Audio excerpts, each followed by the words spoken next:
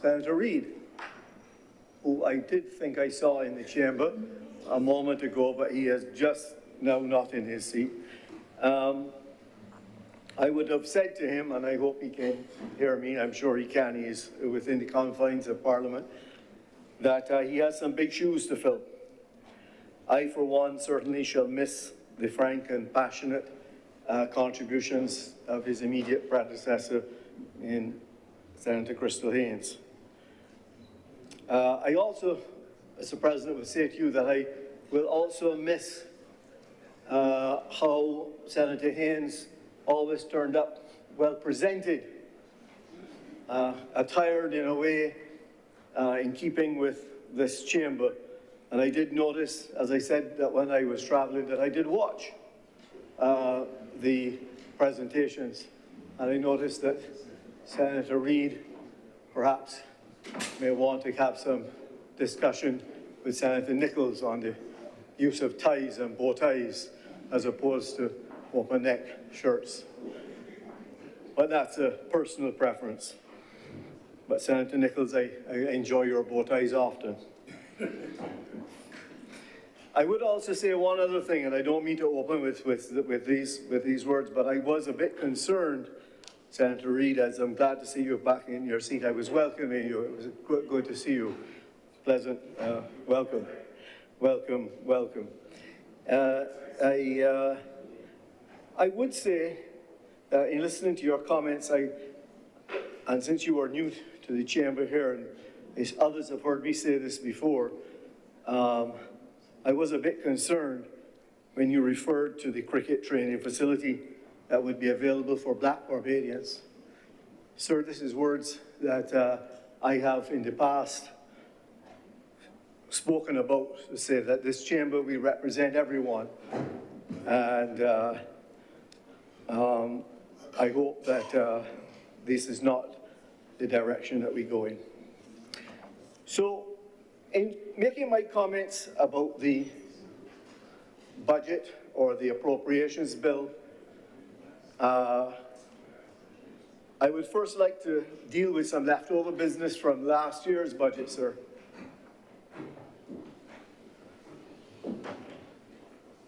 And what do you raise, Senator Reid? Thank you, Mr. President. On a point of order, I want to clarify the statement that Senator Malou just made. I did in fact say facilities for Black Barbadians. He should listen to the tape, and he will realize I said specifically that cricket were one of the few platforms in which Black Barbadians, male and female, became millionaires and successful. I was very specific in my statement, and he could refer to it for any correction. He would also notice at the end of my statement, I went directly to a statement made by Senator John Rogers when he spoke of others. And I said that Barbados had no room for any others. Barbados is for all. So it's all of nation development. And it was, in fact, the most important point to me. So while I appreciate that he may have lost focus as a result of me not wearing a tie and seeing my chest, I was very precise in what I said, so I don't want to be misrepresented. Thank you. Thank you, Senator Reid. Please proceed, Senator Malou. Thank you, President. So I just want to have some unfinished business from the last budget, as I said, which was to do with, this is a very brief point, but I'm hoping that the Leader of Government Business or someone can help me with this. Left over from the last budget was the colloquium on real estate transactions. There have been 2 meetings so far on this matter, and this colloquium was to deal with the time and the cost and the inefficiency around real estate transactions. And I'm aware that there have been 2 meetings. I was invited to one. I wasn't invited to the second one. Perhaps my comments in the first one were not well received, so I didn't get invited back to the second one. But I would be curious as to what progress we're making on that, because it is certainly an item that was identified a year ago, and it's still, I've not seen much, if any, progress towards it. So, sir, let me just turn my attention then to the appropriations bill, if that's the right name, of the budget. however we are calling it here today. It's not my intention, sir, to delve into the details. You know that there's been lots of highly politicized discussion about it, and that is not my area. I am a non-politician on it. What I will have to say, though, is at the high level of policy. And what you can see from the budget, when you read the budget, is you can see where government's priorities are, where the policy is. And before I get there, I just want to say, as I have said before, that when I look at the budget in its totality, what I see is that there is a 1.15 billion, with a B, difference between the projected intake and the projected expenditure.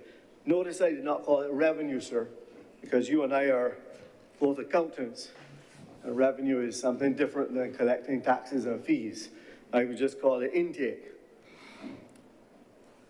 But the question, whenever I see something like this, sir, the question that goes unanswered, the question that's never addressed, never even in any way spoken about, and that's nothing to do with this budget, or this government's budget, or this political party's budget. This is in the way it seems to work in government circles, in difference to the business circles that I'm familiar with, is that we never address how are we going to pay back this 1.15 billion that we're adding to the debt of Barbados. That is not addressed in any way.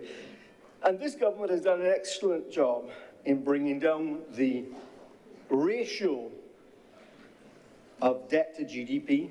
We've seen significant strides, and yesterday, my colleague, I think it might have been yesterday, excuse me if I don't get the days right, Senator Boyce, I think, went through in detail how those metrics have improved. I think at one point he said that if he was sitting on the other side, he would have been slamming the table many, many times, and I agree from that point of view.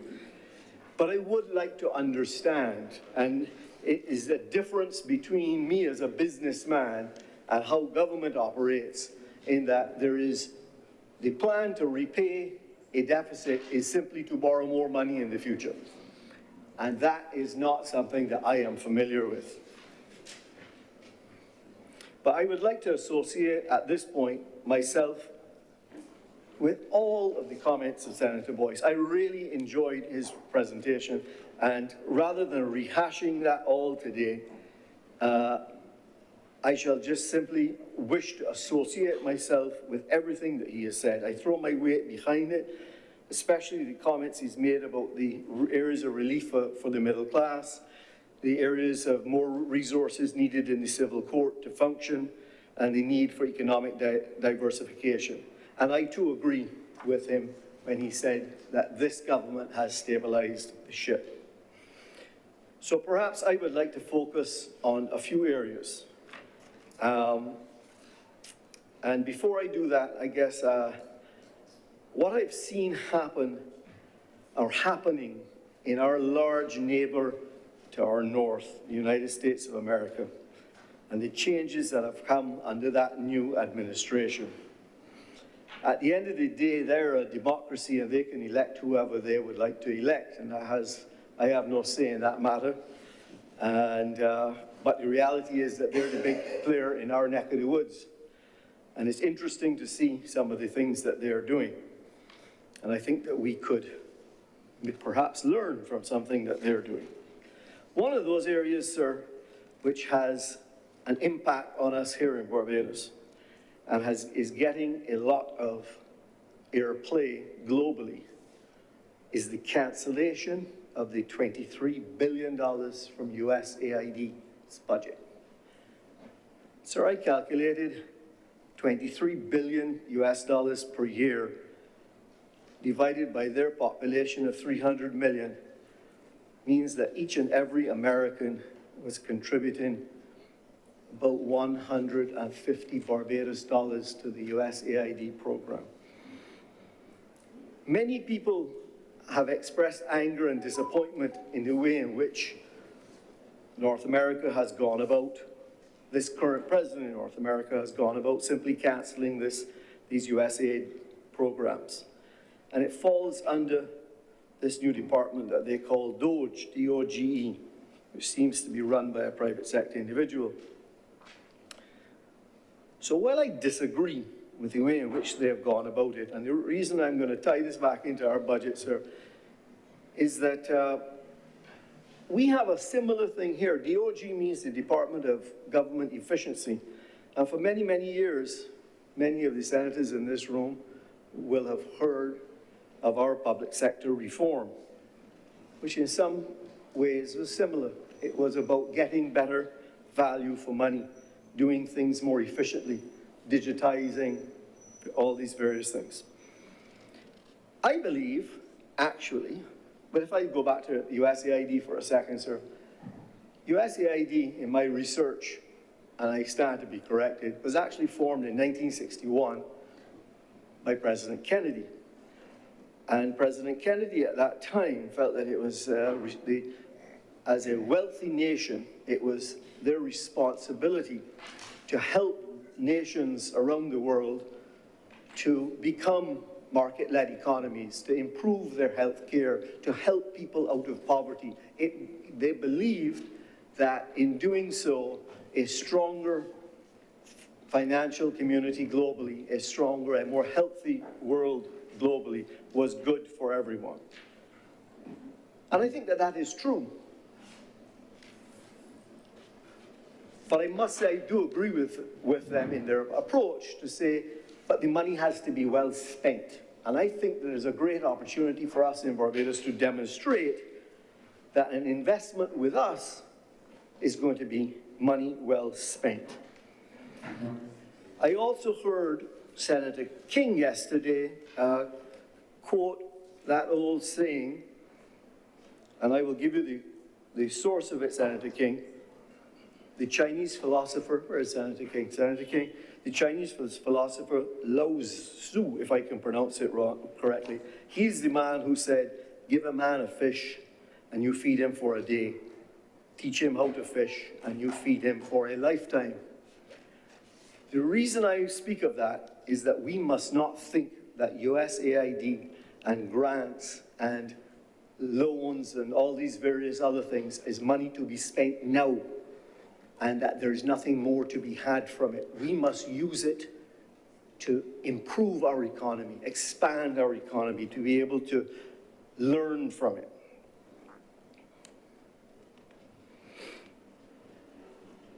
I believe that we as a country need to be able to stand on our own 2 feet, and I look forward to the day when we don't, in fact, have a deficit between what we intend to spend and what we intend to collect. I do not think that as a country going forward we should be expecting charity. And I think that with the changes that we've seen in North America, there is a reset with this that we need to be very careful with. There is a huge reset.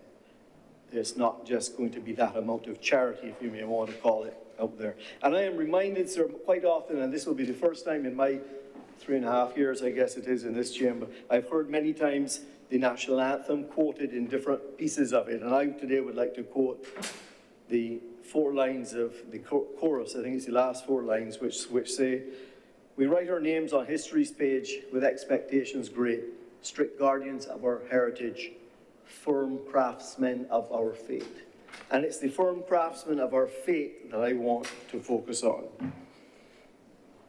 To be a firm craftsman of our fate, surely we cannot be relying on loans, grants, handouts, whatever it might be, forever and evermore. We have got to stand on our own 2 feet, and I want to see a reset as to what is the plan for so doing. So those are my general comments about the budget. As I said, I endorse everything Senator Boyce has said. I think it was it's excellent where all the metrics are pointing that we're going in the right direction, and I congratulate the government for so doing. But let me speak to a few of the measures in the budget and give you my particular take on it. Let me start with the duty-free, kitchen equipment, and wine. What this measure is seeking to do is to rebalance the difference between our individual restaurants, which are not part of a hotel, with the restaurants within a hotel who are getting significant benefits. They get duty-free liquor, they get duty-free wine, they get duty-free equipment, they get duty-free proteins, everything they get. The essence of Barbados tourism is not that. Tourists who come to Barbados stay in one hotel room, but they travel all over this island. They eat in Martins Bay, or they eat in St. Peter's Bay, or they eat in Whole Town, and they travel around. That is the essence of Barbadian tourism. That's why we have a robust rental car fleet. That's why we have robust restaurants, attractions, etc. We do not want to have a situation where tourists arrive to this island, they go to Hotel A, and they never leave Hotel A.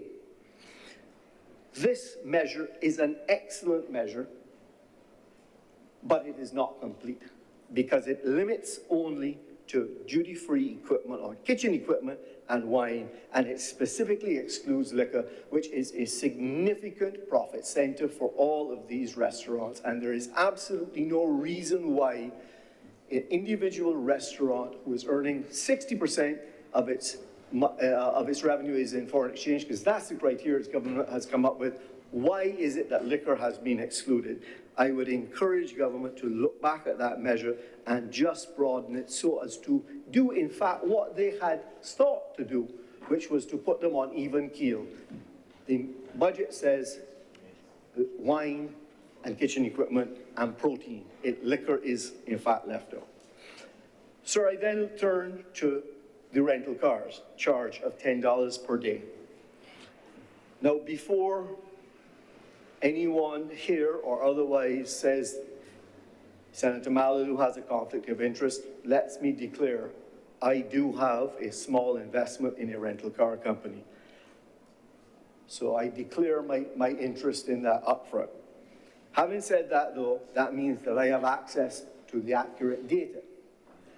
And, sir, the data given in the budget is that the government currently collects about $300,000 per year in licenses for non-Barbadian license holders who seek to drive here. That would mean, basically, that 3,000 people come to the island and rent a car and pay the $10. I suspect there are a lot more people that just don't pay the $10, to be quite honest, but government says they collected 300,000. Sir, this $10 per day being added to the rental cars, I would like to now give you an estimate so that we can compare what we're talking about removing. Now, before I get there, let's understand that the rental car industry in Barbados is a direct tourism service. It is the only direct tourism service that has no concessions at all, like any of the other direct tourism services. It pays full VAT, it pays full duty on all its cars. When it goes in, when the rental car driver goes and fills up the tank with gas, they're paying all their VAT, everything is paid. There is no concession for this. $10 per day, 6,000 rental car permits. A rental car permit to get one costs $3,500 the first time, and it costs $1,000 every time you change that car. So generally, about every 3 years, it would change the car. But just going on the average rental across the industry, that $300,000 is going to $14.4 million. From $300,000 to $14.4 million.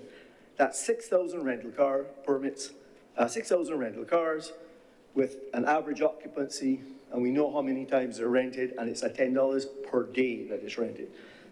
To give you an idea in percentage terms, because we sometimes like to talk about these things in percentage terms, the average daily rate for a rental car in Barbados today is about $80 per day. When you add $10 per day, you're adding 12.5% to that cost. On top of that, there's a 17.5% VAT. So for every rental car, there is a 30% tax that government is going to collect, plus the fuel tax. What this is likely to do, and maybe I'll come to that afterwards. We also have a small problem in this, which I'm sure the government will address no matter what they do in the end with these, is that you have people who have rented cars and you have contractual obligations for the next 9 to 12 months. So that's going to have to be addressed because you have fixed prices on that today. How you add a tax after the fact is, we've had to do this before, so I'm sure we'll figure it out. I wanted to also give you a comparison to other rental cars around the region and let you know that as it stands today, even before this tax, Barbados is one of the highest, if not the highest, cost of rental cars in the entire region. Sir, we cannot afford to become uncompetitive in this area. This is just unnecessary. I cannot see the justification for moving from $300,000 a year in revenue to $14.4 million.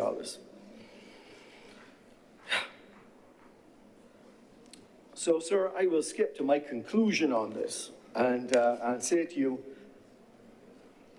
the government has mentioned that in the presentation that they will find a way to bring these, I'll use the word rogue, but the non-registered hired cars into the fold. I'm not aware how that's going to be done, sir, but what I am aware is that I am not aware that there has never been a single instance that a private operator has been brought to justice to date on this. There's not been one instance of it to date. So maybe in the future, we're going to see a lot of it, maybe not.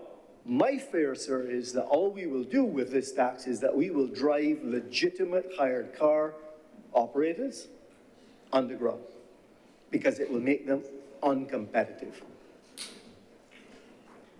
I do encourage government to consult with the industry, recognize that it pays full duty on the cars, recognize it pays full VAT, and recognize the difference in the revenue, and perhaps revisit it, which I am sure a reasonable government will do.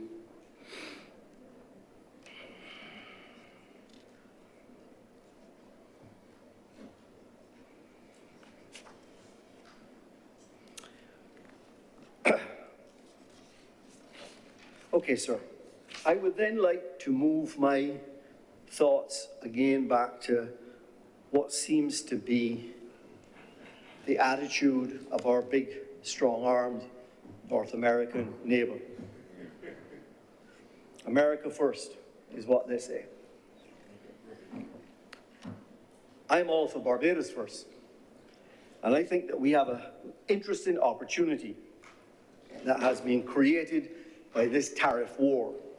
Because, sir, tariffs are simply the other side of the double entry accounting that you and I know so well to concessions, right? Yes. So if we decided to subsidize something, that's equivalent to put in a tariff on something that you were going to bring in from overseas. There's no different. What they're saying is we are going to put a tariff on importation of aluminum or cars from Canada or whatever it might be. The object of that is, the net effect of that, sir, is to subsidize the ones that they make locally. So I am all in favor. If this is the way that they're going to go, let's agree.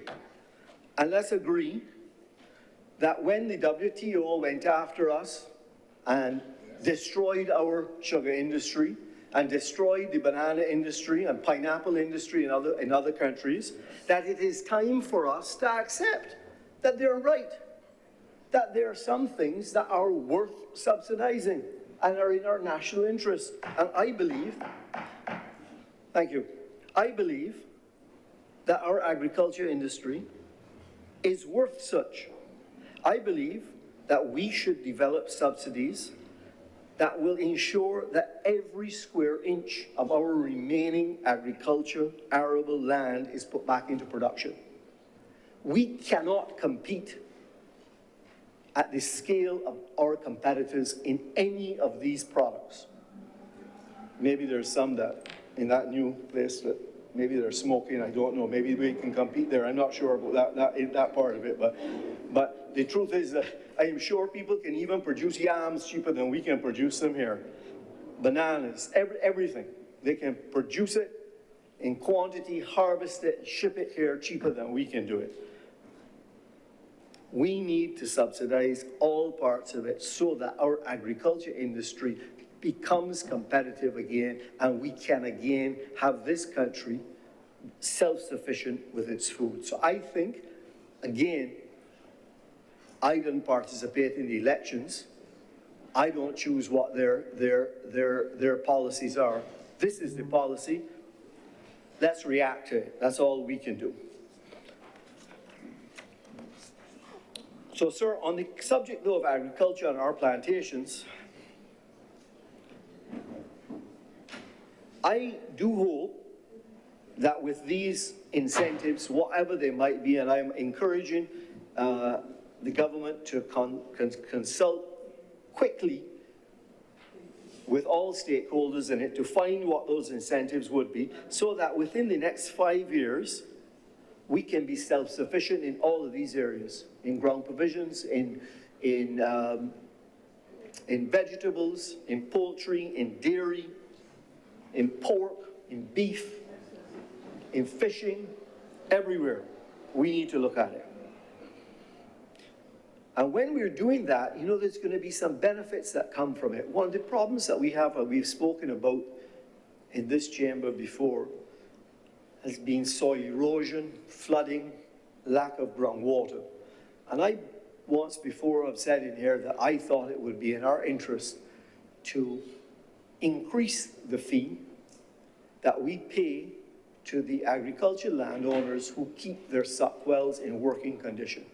Because we cannot afford to have one drop of rainwater go wasted. We need it in our aquifer.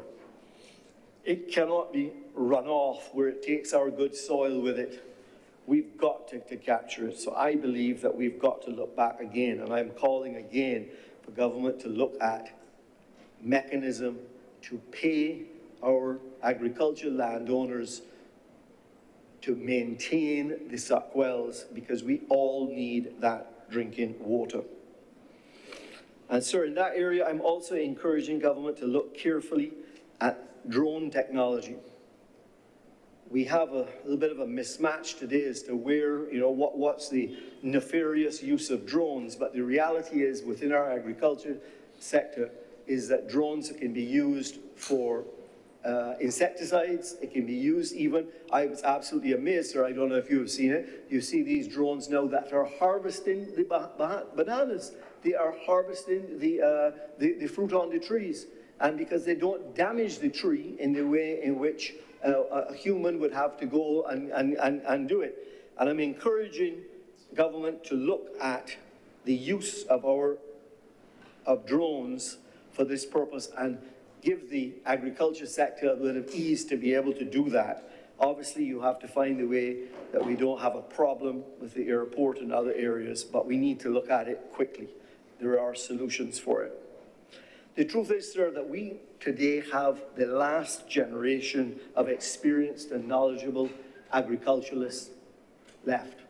Our industry has been so decimated that no young people have come into it. I shouldn't say no, of course there are some. Few have come into it. And if we can get every square inch of arable land back into production, if it becomes a viable career for our young people and we can feed ourselves, we will see people choosing to do that. I cannot list all of the benefits that this could have for our country, whether it be manicured, whether we be feeding ourselves, the savings on foreign exchange, it just goes on and on. So I really do hope that we can look at that suggestion. And in so doing, we will be staying true to that last line of the chorus and become firm craftsmen of our faith. Mr. President, I turn my attention now to the residential subdivision of land. And I know for the last few years within this chamber, many people have been surprised as to how I have spoken out against the ongoing subdivision of land. And I shall do it again, but this time with a bit more data that has come out in the last 12 months. We've heard from the Minister of Housing, we've heard from the Commissioner of BRA, we've heard in other places that we have 38,000 vacant residential lots. 38,000, sir. I don't understand. If we have 38,000 vacant residential lots, please could someone tell me what would be the need to remove another acre of agricultural land for the purpose of residential subdivision? Senator King, I heard your comments as well on this subject about competing land uses, and you're absolutely correct. In a small island like ours, we need commercial, we need hotels, we need recreation, we need housing, we need agriculture, we need parkland, we need mining. That is true, but the pendulum has swung too far, sir. It's swung too far. We can't have 38,000 vacant lots and still be subdividing more agricultural land. But, sir, we also heard, I believe it was in that other place by the Minister of Housing, that the government's estimate is that for lands that they have compulsory acquired, for which they have not paid for, they estimate that it is $300 million. Oh, no, sir, I will speak on this at a time, perhaps when the resolution that I introduced might come to be debated, and I shall give more detail at that time. But for now, what I will say is that this cannot be right, that we have situations where land has been acquired, has been used, and in some cases sold onwards, but the original landowner has never been paid. That is not right. So I think we will debate that at another time, I think, possibly.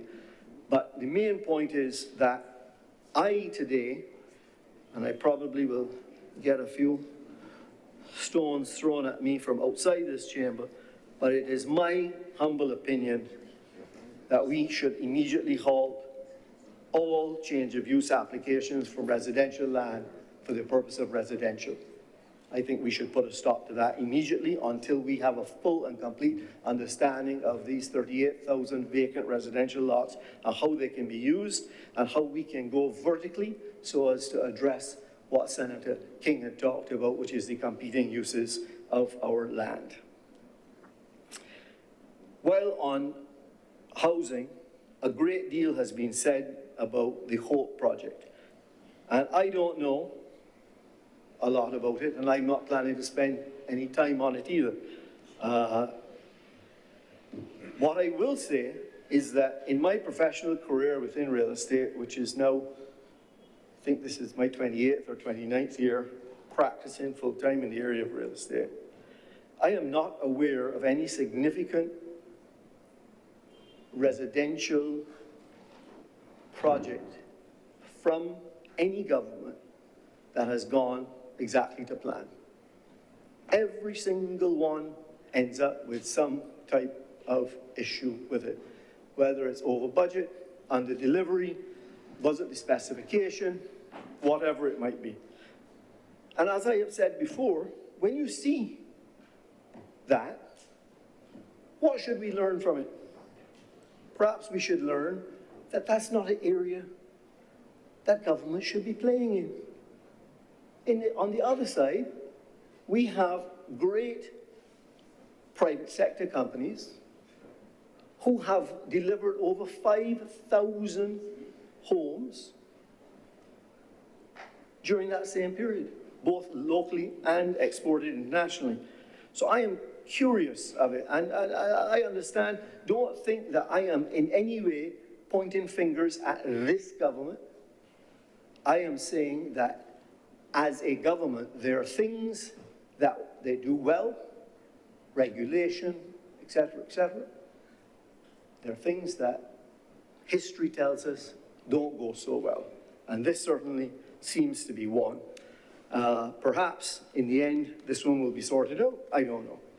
But I leave it. That leads me to the potable water tank, which was in the budget as well. And I say, sir, finally. When I was telling my wife about this, and I digress for a moment with your permission, sir, because I'm going to get myself into trouble here, but I am reminded that sometimes, you know, I have to tell my wife, listen, when you ask me to do something, you don't have to remind me about it every 6 months. I will do it. The potable water tank, 20 years, sir, 20 years. So thank you. Finally. This makes sense.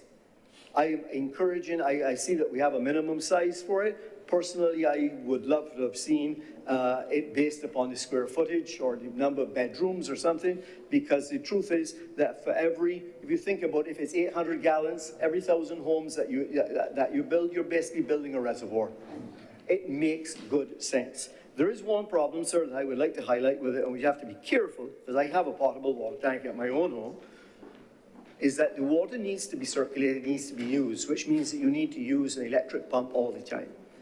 We do not want people getting sick and simply putting this water tank in place and then thinking that, oh, well, 6 months from now, when the water goes off, I will then use it, right? We need to make sure that we build the regulations around that so that we don't have a problem with that.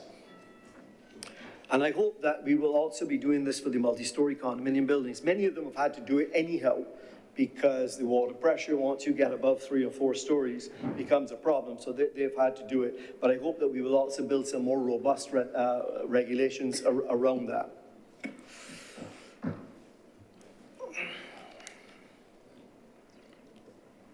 Senator Paris, I must say I really enjoyed your presentation and hearing of the new electric buses. 31, I think you said. But I must disagree with one of the things that you said, and I hope I get this quote correctly. I believe you said, this will help the commuters to get around the country faster. I will disagree with you, because I am in fully support of the buses, don't get me wrong, but the only problem is that Barbados, between St. Philip, St. Michael and St. Peter, is actually a parking lot at certain times of the day. So our buses are going to be, we're going to be traveling in comfort, and they're going to be air conditioned, and they're not going to be polluting because they're electric, and all of that is good. So I agree with everything that you've said. I agree with everything you've said. However, I want to move to the other part of it, which I think we need to deal with. The situation really and truly is getting worse, because it seems now that our roadside vendors have not only taken over the Verge, but in the Warrens area, they've taken over an entire lane. You stop now in the left lane to collect your goods that are being produced in the Verge now. We're down to one lane. The whole question is that is true. And I don't know how we are continuing on to do this. And in fact, let's not get upset with the coconut water people, because I like a little coconut water just like the rest. But you can buy watermelons, you can get eggs, you can get fruit. And lately I've now seen a garment person selling at the side of the road. So, sir, we really must do something about this. We cannot be building tens of $million-dollar highways for this to happen. It is dangerous. I would like to know what's going to happen. God forbid that someone is killed, but there is going to be an accident. Someone is going to be hurt. This needs to come to an end. But Senator Paris, I have good news. I have a solution for you for this parking lot. And I'm going to embrace not just the first 31 buses, but I would like us to have 131 buses. Because what I would like to do is I'd like to make bus fares free for everyone. Now, I've said this in here before and everyone's laughed at me, so laugh at me again, but I've done the numbers for you this time. And because in these estimates, I'm reliably informed that I cannot see what the revenue is collected in bus fares, that would be in the statutory corporations books. I'm going to do an estimate for you, sir. And my estimate, I'm going to use a method, Mr. President, you may be familiar with. I'm going to use the WAG method, which of course WAG is a wild guess. And here's how I calculate how much revenue the Transport Board and the other, not just the blue and yellows, all the buses get. I estimate that 10,000 people use the bus each day. And I estimate that they make 2 trips per day. And I estimate that they do this 300 days of the year. Obviously, that's more than just the weekdays, but I'm adding some in for the weekends, and there's public holidays, and school children don't pay, and senior citizens don't pay. So, but I'm going to use that number. And it's $3.50. If you do all of that math, and if my WAG method is correct, the gross takings is $18.2 million per year.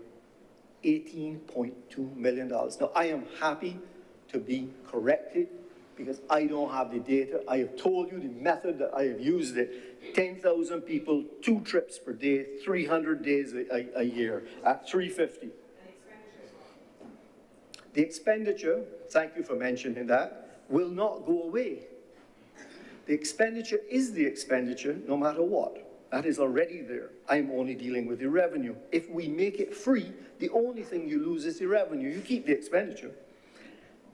On the other hand, if we are going to change St. Michael to St. Philip, and St. Michael to St. Peter, and Christchurch to St. Thomas, if we are going to fix this, I have heard the traffic issue. I've heard about flyovers and new bypass roads and widening of roads, etc. Personally, in my experience in seeing what these numbers are, by the time we have finished doing the flyovers and the whatever it might be, you're talking a couple $100 million. That is 10 years worth of free buses. 10 years of revenue on here. 10 times 18.2 million. Round it up to 20 million, 200 million. The argument I am making, sir, is to convert this country into a bus-friendly country, recognizing that it is small, it is tight roads. Encourage people to use these electric buses. Recognize that it is an investment that we are making so that we don't have these polluting cars on the road. Sir, my personal example, I am working right on the outskirts of Warrens. I'm actually in St. James, but St. Thomas and James in the Welches area, and I live in Frere Pilgrim. I have 2 choices, sir. I can leave my house at 6 a.m. and I will get to work in about 25 minutes. If I leave after 6:30 on a morning and I was to take that beautiful highway that we have, you're talking a minimum of an hour, okay? So what do I do instead? Well, I leave for a pilgrim and I go across Carmichael and up through Jordan's, and then I'm going up the Cottage, and then I'm going across by Applewitz and down through Jack in the Box Gully, and you got to do it. It's the only way you can do it. And you come, you come out and you end up in Welches by cost you less, and I get there. It takes me 40 minutes, but it's 40 minutes every day. Whereas the highway, depending on what time I leave home, could be anything from an hour to an hour and a half. But sir, if that is for me, 45 minutes, and I got to do it both ways. That is 90 minutes per day that I am commuting. Now, I am driving and I'm a reasonable guy, so I am not on the phone, I'm not doing emails, I'm not doing texts. Maybe I'm taking a phone call because I have hands-free. But really and truly, it's a minimum of about 90 minutes of unproductive time. So when you factor all of this in, each and every working person in Barbados is probably spending somewhere between 4 and 8 hours commuting in Little Barbados. We need to fix that. We have too many cars on the road. I don't wish to stop people from owning cars. What I would like to do is to incentivize people to use public transportation. When I'm in London, I use public transportation. When I am in Geneva, I use public transportation. When I'm in South America, I use public transportation. Why can we not do it in Barbados in these beautiful electric buses that are air conditioned? That is what we need to do.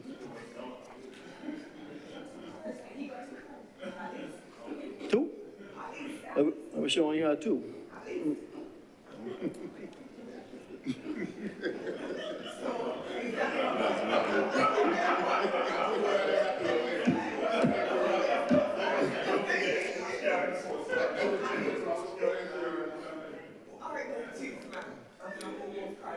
I am glad I've entertained you and gave me a chance to have a sip of my water, as I am coming to the to the end of my notes, and oh my gosh, I've used a fair amount of my time, unusual. So, sir, the last thing on this subject, though, and I know that a lot of people will laugh at me, but I encourage you, think about it a little bit. Think about the idea. Just don't throw it out completely. I'll give you another little bit one, which might be a little controversial again. But I would like to suggest that we do a study and see if we could make Broad Street pedestrian only.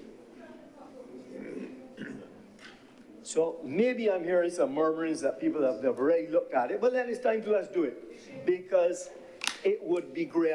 Recently I have seen in most large cities, that is what they have done. It improves the trade. It encourages people to be there. I actually think that if we take Broad Street and go up to the highest level of the buildings and hang some lovely canvas sails across to give some shaded areas that you could walk through, it could be absolutely lovely, and it could bring it could bring commerce back into Broad Street. It is a pity to see how quiet it is when we have such historic buildings just like the one that we're in. So, sir, in summary, the budget is the budget. I can't change that. I have no disagreement with the budget. I have said to you, let us spend as much time thinking about how to repay the debt as how we're going to get into the debt. Spend a little time on it for me. Tell me what the long-term plan is, or at least let's be honest with our children and say, this $1.15 billion in this fiscal year is your problem, is not our problem. You're going to have to pay for it, and the grandchildren. Secondly, don't expect charity from the world. Those days are done. There is no free lunch. Whether it is grants that have been had so much talk about, money from the IMF, money from the USAID, or money from the Chinese, it all comes at a price. And sometimes that price is our sovereignty. I agree that we need to use taxation to drive the behaviors that we want and to disincentivize the bad behaviors that are already there. But please don't, like in the case of the rental car, don't disincentivize good behavior by putting such a tax on that you will incentivize them to do something different. Please, let's recognize the importance of food security, and let us jump on the change in the world's attitude that tariffs are okay. Subsidies, therefore, are also okay. Once you divide good agricultural land for commercial and for housing, it will never be productive for food again. And finally, sir, I do hope, as I always say, that we can get out of the way of the businesses and facilitate what they're doing. And I am eagerly looking forward to the Leader of Government Business, Senator Lisa Cummins, and my friend, their report on how things are going at Business Barbados and how those benchmarks that we've been promised are coming along. Because I am a bit worried that we're pretty far along in, and I would like to see some of those benchmarks. So, Mr. President, I thank you for indulging me and allowing me to refer to my notes. I think I may have spoken for as long as I've ever spoken. I am not sure what time zone I am in, but with those few words, I am obliged to you, sir.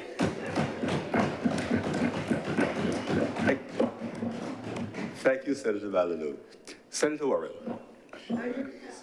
Thank you, Mr. President.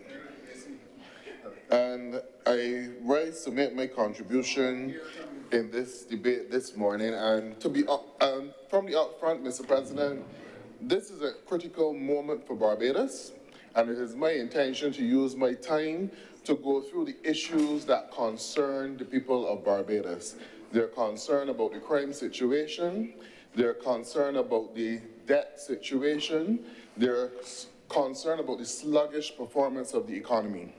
But before I go into that, Mr. President, I would first like to congratulate my colleague, Senator Ryan Walters, for an outstanding performance on Monday, where he laid out for the people of Barbados in terms which they can understand the true issues of facing this country.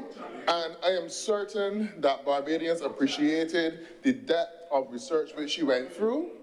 And it shows, Mr. President, that this DLP administration, we utilize our talents, we highlight the competencies of our members, and we are not in the habit of pulling down persons or stopping them from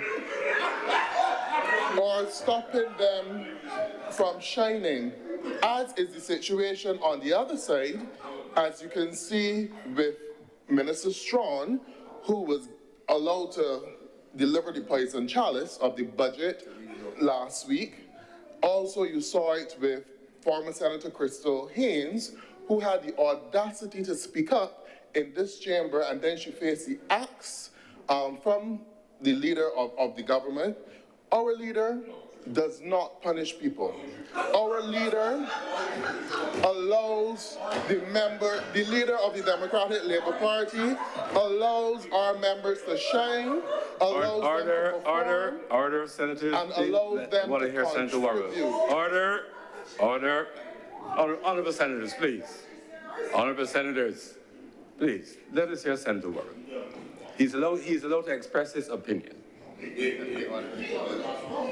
you, Senator Warren, please Mr. proceed. President. Mr. President, we do not fight about who gets to lead on this side. Those days are way behind us. Honorable Senators, instead, we support each other and allow members to shine, utilize their talents, competencies and abilities to the fullest. And I would have mentioned before the situation on the other side, perhaps they need to speak to their political leader, the Prime Minister of Barbados, and allow some of her ministers the opportunity to shine and to speak. And you know, Senator Cummings in her opening spoke about the Barbados Labour Party surrounding themselves with experts. But when you surround yourself with experts, you should avail yourself to their advice, not surround yourself with experts to silence them. And that is perhaps one of the reasons why this government cannot lay in this chamber or the other place the full extent of the amounts of money paid to consultants in Barbados, because they have basically paid off all of the consultants not for their advice, but so that they will be kept quiet and not critique the government on their poor performance and mismanagement. But, Mr. President, I would like to give you an overview of my presentation today.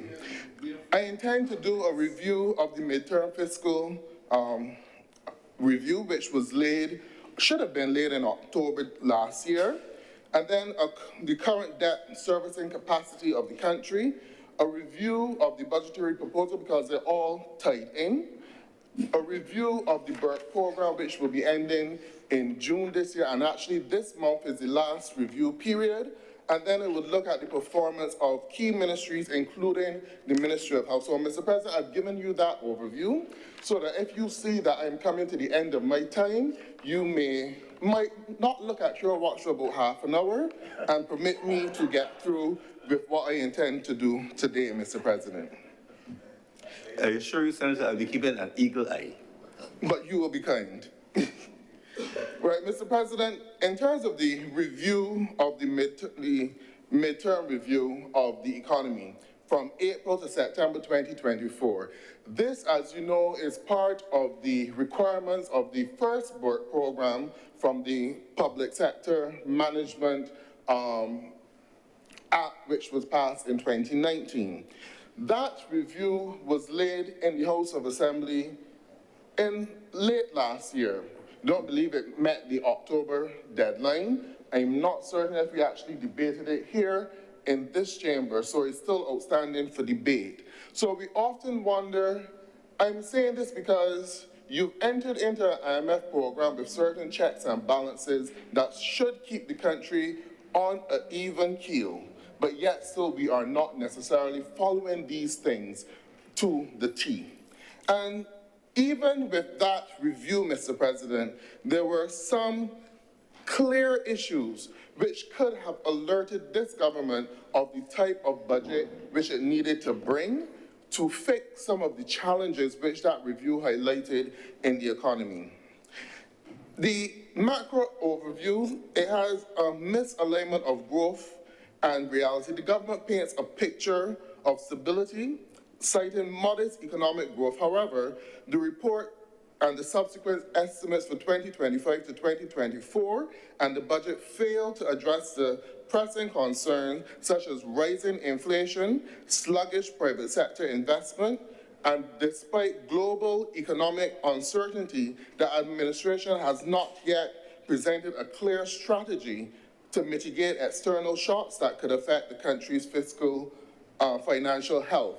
And Senator Malalu would have been through a number of those before with the tariff wars, which are going on right now globally, which could impact and see the world economy going into a recession. But yet still this government has tourism as its main focus to take this country through. And we know what would have happened back in 2008 with the global financial meltdown. And you saw persons staying home, not traveling, because they did not have the wherewithal. If that happens in Barbados, what is the solution of this government to fix those issues? Mr. President, there's no clear industrial or economic diversification strategy to safeguard against external economic downturn. They boast about the planned tourism projects, some of which were in the pipeline since the early 2000s, and so far have failed to launch. And there is very little belief that many of these projects would actually be in a position to rescue Barbados. There's weak local business confidence with no major initiatives to stimulate private sector investment. Revenue performance, there's an overestimation and reliance on taxation. This was clear from that assessment. Government revenue collection surpassed targets in some areas, particularly in income and profits. And even though those on that side would boast at these things, that does not speak well, because they also show the shortfall in revenue collection and VAT, goods and services, which means that the people are not spending, and that is a problem. So you have an over-reliance on taxation rather than sustainable revenue growth from production and export. Under this BLP administration, agricultural production is at a standstill. I don't even think they mentioned anything about manufacturing in the estimates that is worth repeating now. VAT and excise taxes on the performance indicate a weak consumer spending, signaling economic distress among the population.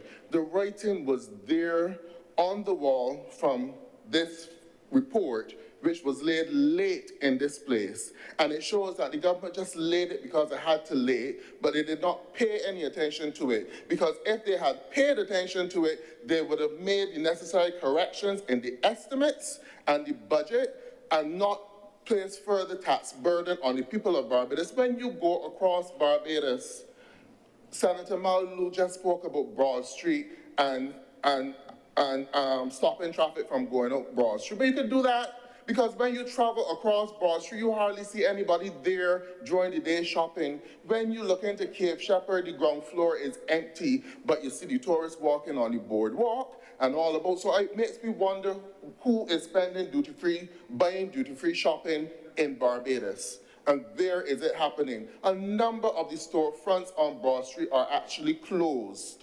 What is happening? And not just Broad Street, but you go to St. Lawrence Gap and they would constantly say, I take it from the gas stations that close off at 10 o'clock at night, especially on a Saturday night. It means that people are not out there spending. They're not out there engaging in social activities. All of these things were there, but the government paid no attention to it. The expenditure performance. Government expenditure continues to grow, outpacing revenue. The report reveals that while wages and salaries remain stable, capital expenditure has increased, yet with minimal transparency and efficiency.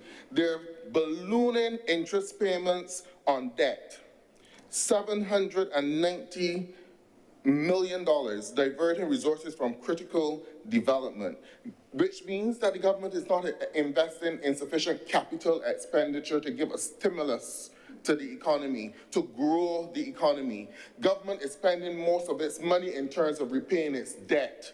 And that is why you cannot see a new school built in Barbados. That is why you cannot see the necessary repairs and upgrading to the hospital facilities and the polyclinic facilities across Barbados. That is why you have not seen any new infrastructural projects in this country based on this government. When the Democratic Labour Party was in office, we built houses. You cannot even get the houses done because you start them wrong.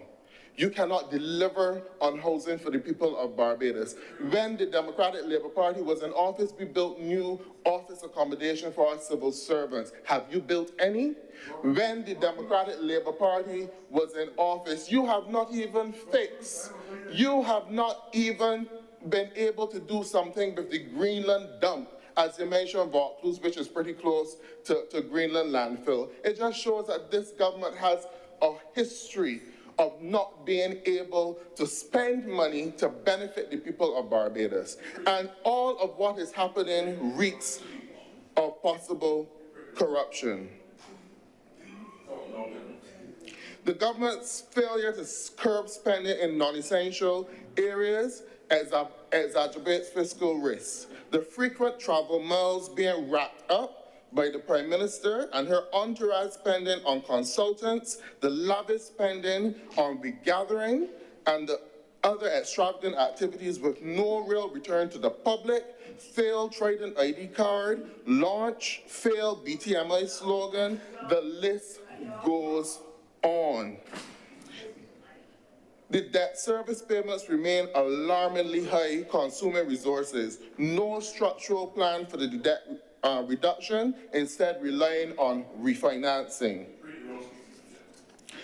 It is the correct speech. Government.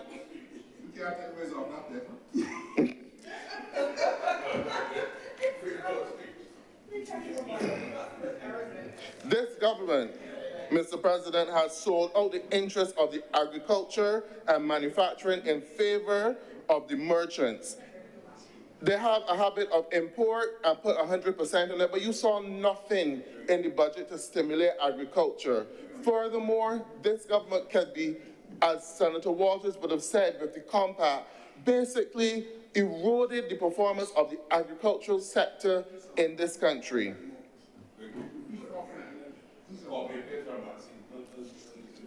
But, Mr. President, I continue with my presentation. And it shows that this government has not prepared to deal with the challenges. They took the easy road out in terms of going to the IMF. And yes, they brought down the debt. But now, less than 7 years, we find ourselves in a situation where the debt is almost back to where it was. So the Barbadians who face the hardship at the NIS in terms of taking the haircut, and now this government forcing Barbadians to retire at close to 70, may very well find themselves in another situation a couple months from now, because they have not made it clear whether or not they're going back to the IMF. They've hinted to it, but they have not made it clear whether or not they're going back to the IMF after this current BERT program, and to bring additional hardship on the people of Barbados. They want to give you the impression that there is bounty going on in Barbados, but I'm so certain that former Prime Minister, the late Owen Arthur, is rolling in his grave in St. Peter without a headstone when he speak about the budgetary proposal and the fact that this government intends to tax its way out of this situation, taking every penny out of the hands of Barbadians. Mr. President, I rise reluctantly on the point of order, and I repeatedly tell my colleagues I don't think we should intervene. We can heckle, but we're not intervening. But I have so much respect and reverence for the late Professor Wayne Arthur to allow the comment that we have left his grave without a headstone to pass. It is untrue. I believe that the Honorable Senator may be speaking in ignorance. So his statement, though well scripted, is incorrect. And therefore, I believe he has now misled the House. There is a wonderful headstone at Mount Pleasant in tribute and honor to the late, great Professor Wayne Arthur.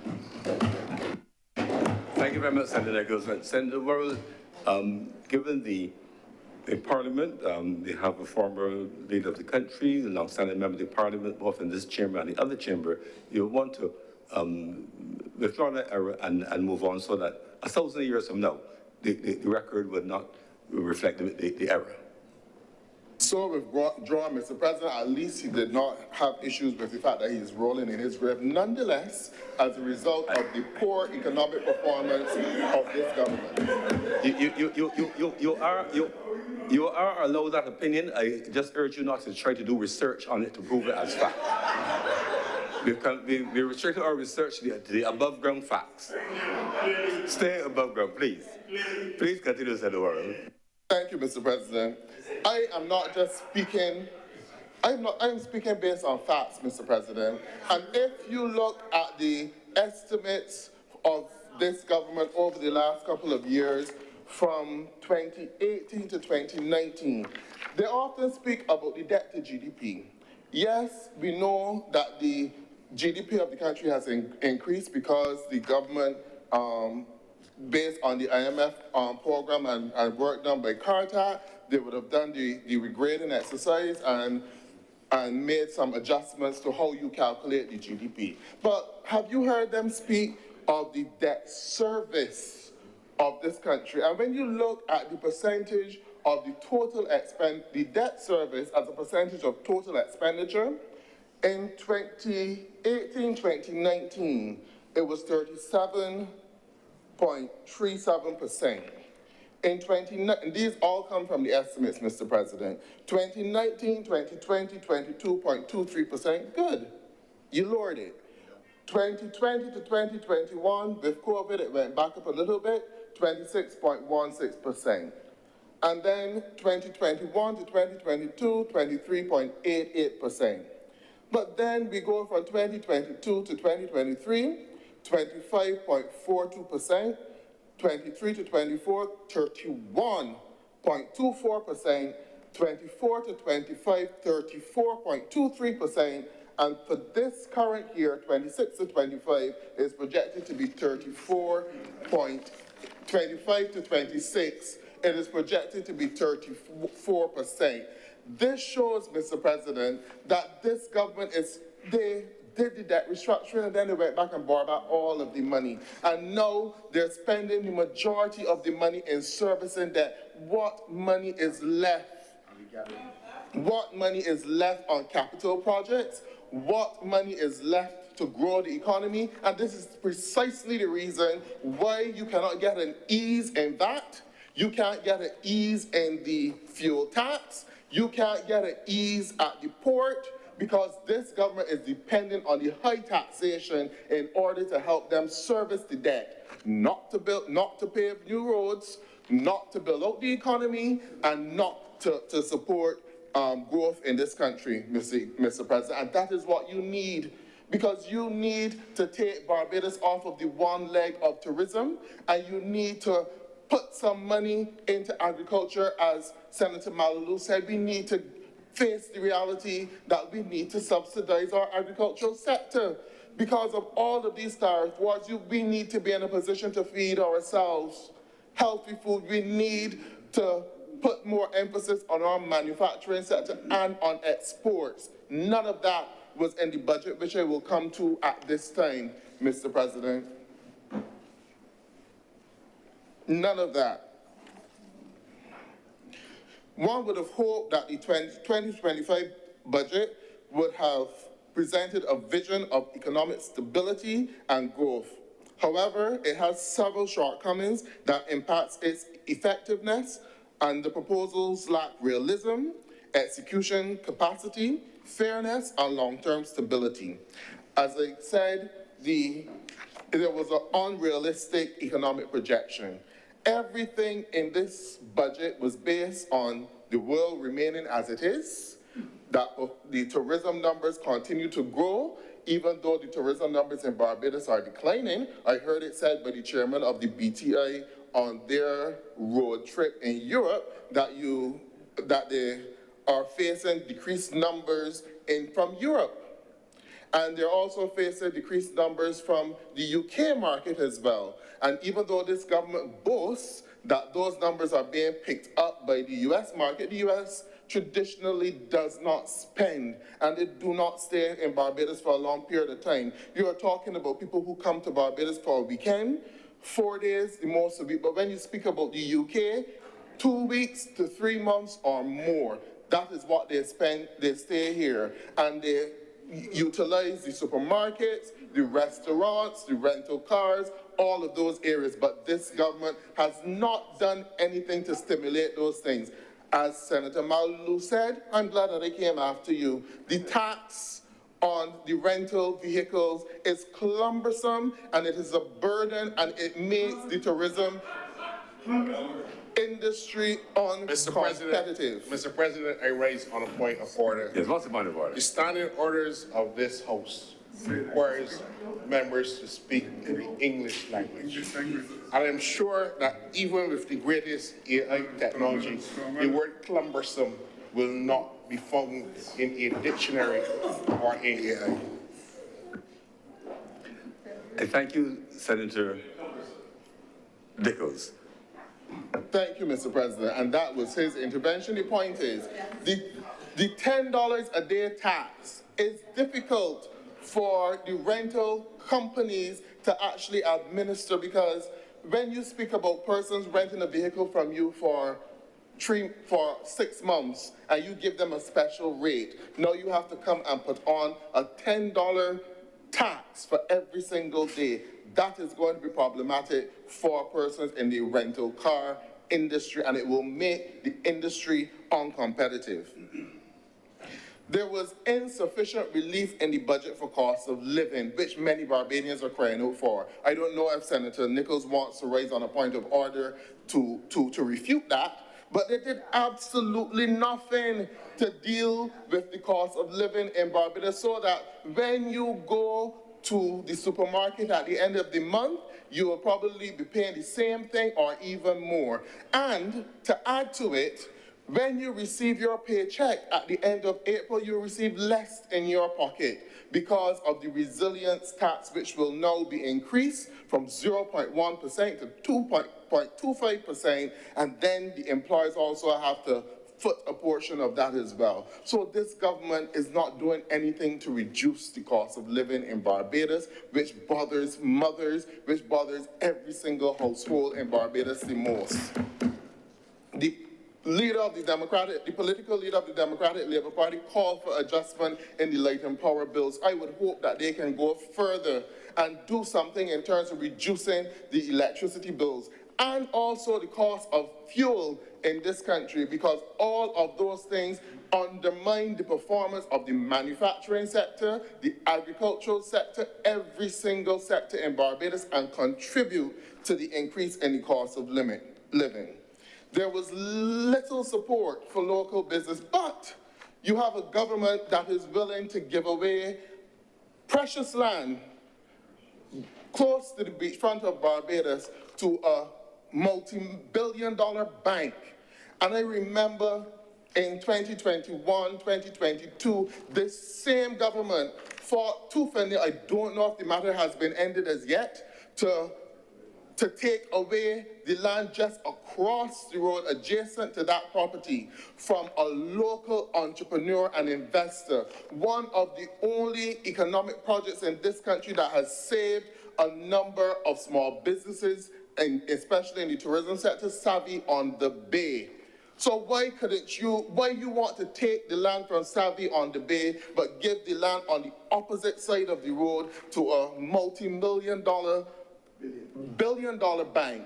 Not that we do not, and let us make it clear, we do not have any issues with the bank or with working with our African counterparts, but we think that it should be done in a way that is fair to all Barbados and is transparent and above board. Don't treat it the way how you did the Old Town Civic Center, which has promoted a march in this country on Saturday from Folkestone to Old Town because of the people of Barbados recognize that they can no longer trust this government. You had, after the senator got up in here and pleaded for it not to be sold, the senior minister came a couple days after and said it was not a done deal.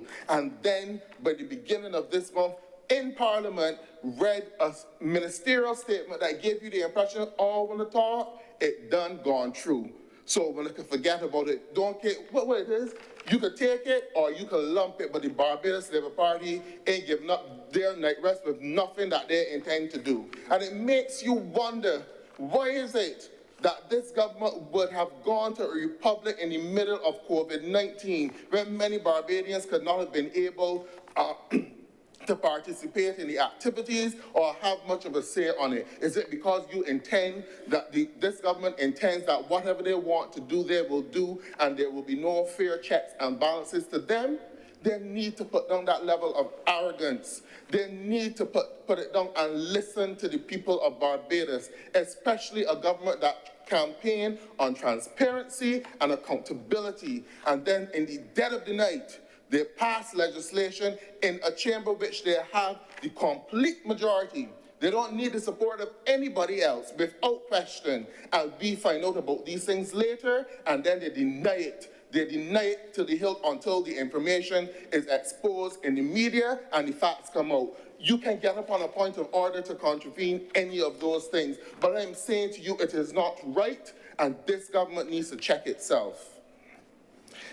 Mr. President, with regard to the IMF program, which comes to an end in June this year, many Barbadians may not know that the last review period for that program will be the end of this month in March. So all of the checklists that the government needed to check in order to get the drawdown, which will come in June, need to be completed in the end of March. But what it also does, it gives, to me, this government a grace period, a free-for-all, where they can possibly, between April 1st and June, or whenever they decide to go back into an IMF program, that they can lick out and spend the taxpayers' money however they see fit. And that is exactly what I got from the estimates, the appropriation bill, which I will come to examining shortly. Because Barbadians need to be vigilant and recognize that after March 31st, and the reason why we are here today to pass this appropriation bill, after the last review period will be done for things happening up to March 31st. And then the government will get their drawdown, which is due to them in June. The current program comes to an end, and it is up to the government to determine whether or not they will enter into another program. Based on the poor performance of the economy, I somehow think that they may very well find themselves going back there, but they may be using the time in between March and whenever they go into the next program to start their election campaigning, and using the Treasury of Barbados to provide the $300 to buy a vote. And I'm asking Barbadians to be vigilant and look for that. You're well aware of the rules of debate, which says that you, honorable member, cannot impute improper motives to a member of either house, and that would be highly improper. Indeed, it would be illegal you will withdraw that and have it struck from the records. Thank you, Mr. President. I so withdraw it. Thank you very much. But I continue. Mr. President. Yes, Madam Deputy President. Sir, I am rising on a point of order a little late, but I'm deeply concerned about another statement by the Honourable Senator that made its way into the record, and I'm asking to have it struck. It is the matter of the statement that the government comes into the House in the dead of night, does matters clandestinely, this is my language, not that which was used, does matters clandestinely, and no one knows until it is ferreted out. I think that that is a very dangerous and inaccurate and untrue thing to allow to stand on the record and go into the public domain. In fact, all hearings, all matters that come by way of legislation and in this Parliament are in the public domain. Every single one is broadcast and telecast and is online and can be accessed at any time while they are current and indeed in the future. On top of that, there is a record of the Hansard record, and further, when there are parliamentary sittings, whether of the lower or upper chamber, all members, including members of the opposition, are invited and are aware. So for the Honourable Senator to say that we come in, we do this legislation or pass legislation in the dead of night, nobody knows, they'll only hear of it after. And so really, it's just so grossly inaccurate, it cannot be allowed to stand. I agree that would also reach the rule about improper motive, and in terms of practicality, it really is not so. None of us will want to withdraw that invitation about clandestinely passing legislation. It can't be secret, it can't be clandestine. The process is a public process, and all of our hearings are on YouTube, live, and open to everyone. So you'll want to withdraw that. You could restate your point, but certainly not to suggest that there is any clandestine activity by the Parliament, whether the Parliament be constituted by a majority of one side or the other. The process is the same, and neither of them is able to clandestinely in the dead of night do things that the public is not aware of. So please withdraw and have that struck for the record, and let us move on. Thank you, Mr. President. I follow your ruling. But in terms of clarifying, yes, the debates are done within this chamber, but with very little explanation. And I use as a classic example,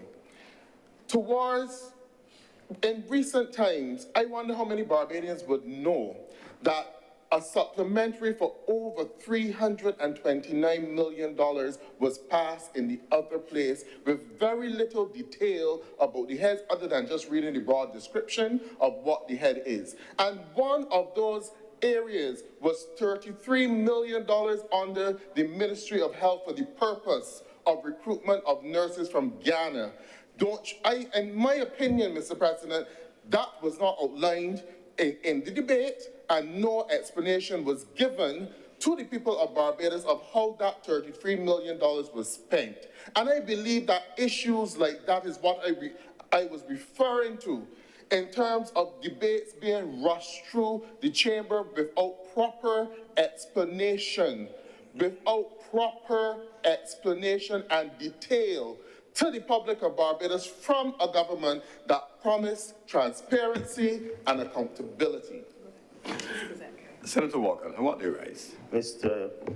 President, I hate to interrupt the honourable member when he feels he's doing well. The $33 million in the supplementary that was discussed, I believe, 2 weeks ago, was among other things to pay for the transport of the nurses here. If he's following his documents clearly, he would know, and they've said it before, that the QH was allocated less funds in 24-25 than the year previously.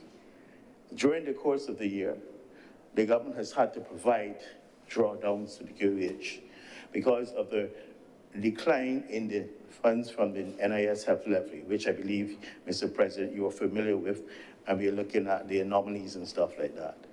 The $33 million for a large part was provided to the hospital to do several other things, to make up the shortfall from the health levy during the course of the year, and also to pay for the travel of the nurses here. It was not $33 million to bring Ghanaian nurses to Barbados. That's not true. Thank you, Senator Walker. And Senator Burrell, you're free to hold a view that more explanation can be given on any matter which is before the House, but that doesn't raise it to the level of clandestine, which is a different imputation.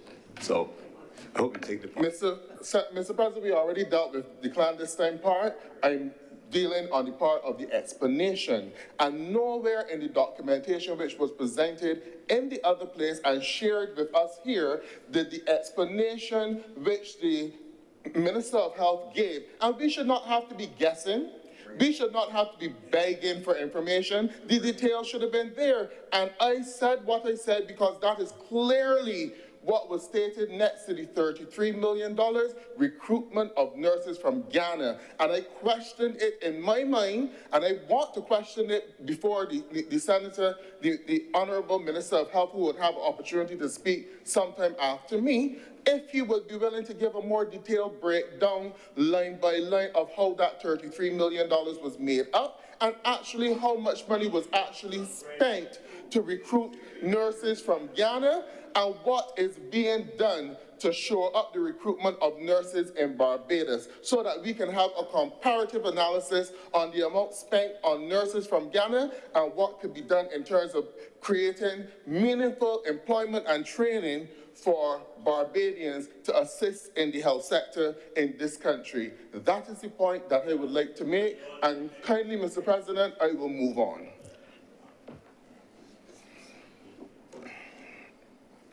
But, Mr. President, this brings me quickly to my review of some government sectors, some ministries. And the first on my list does happen to be the Ministry of Health. Now, over the years, Mr. President, we have noticed that there has been a decline in the spending of the Ministry of Health. There is stated within these estimates that at one point the objective was to reduce the government's contribution to health and transfer more of the payment to patients in terms of upfront costs, which you would see which would have happened in terms of the drug service, the contribution at the drug service, which was $7 and I think increased sometime last year. But Mr. President, after COVID, this spending pattern should be revised, as it has been revised internationally, because as a result of COVID, you recognize that there are more persons with healthcare challenges. And that is why you see here Barbadians complaining about the quality of service at the QEH, and then you hear the QEH begging Barbadians not to come to their accident and emergency department, especially now that it's facing an influx of persons due to vehicular accidents, the shootings and the stabbings as a result of the criminal activity going around Barbados. And many persons may not know, but when there is a violent shooting or stabbing in Barbados, the QEH actually locks down its emergency department as a safeguard measure. Now, Mr. President, what I am suggesting is that we really need to look at the amount of spending in the healthcare sector. The world standard after COVID has expressed that government spend in the region of 9 to 11% in terms of preparing their healthcare sector for future pandemics, which you often hear about, the possibility of future pandemics which can cripple the globe just as COVID did. Right now, we are spending at 2.71% of our GDP on healthcare. No doubt, as a result of that, that is why you hear Barbadians complaining about the long waits in accident and emergency. Barbadians complaining about not being able to, having to take 3 and 4 trips to the polyclinics in order to get medication. All of those things. I do note that within the budget, that the Ministry of Health has allocated some funds, especially to upgrade the St. John Polyclinic, the David Thompson Polyclinic, with ultrasounds and other diagnostic tools. This is something that should be done and practiced across all of the polyclinic networks in Barbados. So if you really want patients not to go to the accident and emergency department at QEH, they must be able to go to the polyclinics and get comparative treatment and not be told when they get there, you have to go to the QEH to get an x-ray, or you have to go to the QEH to get a blood test. These simple machinery can be placed within the polyclinic network for less than $100,000, which would allow the doctors the capacity to be able to do some of these tests and actually take the burden off of the Queen Elizabeth Hospital. It would also allow them to do more in the primary care setting in dealing with some of these cases before they become emergencies. Because if persons go to the polyclinic setting and are treated for their non-communicable diseases and are detected early, it will reduce the amount of persons who have to end up at accident and emergency in the dead of the night to get treatment. I hope that does not offend anybody at this point in time. But these are things that need to be done. And with regard to non-communicable diseases, Mr. Speaker, non-communicable diseases are responsible in one case alone, persons with kidney care. In about 2015, I think that we spent about $15 million for dialysis for all of the persons on dialysis in Barbados. The amount of persons requiring dialysis have increased tremendously over the years, that we are now facing a possibility of having to spend between $20 to $25 million, and the number keeps growing. These figures are unsustainable. And the best way to fight these things is to have in place a program to deal with the non-communicable diseases and to promote health and wellness. Yes, in the budget we saw that the funds allocated to promote health and wellness was roughly $1 million. So I don't know if they're taking the $423,000, which was already allocated, or if this is new money that is being allocated. But my question, Mr. Speaker, is this. We already have the sugar tax, which brings in, we don't see it in these documentations because it's lumped all under excise tax, but when it was reported, I think it was about $10 million.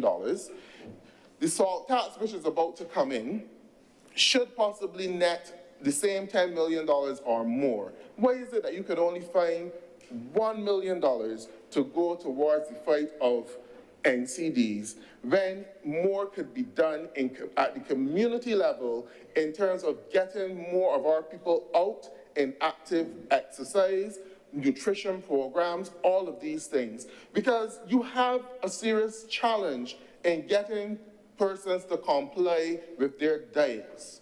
Because the family members may think one thing, but the nutritionists think something else. And if the nutritionists have the opportunity to interface with the patients and the family members more often, I believe that you will see greater compliance in the diet, and you will see better control of the NCDs within our population. We definitely need to do more to control our NCDs, yes, in this country, Mr. President.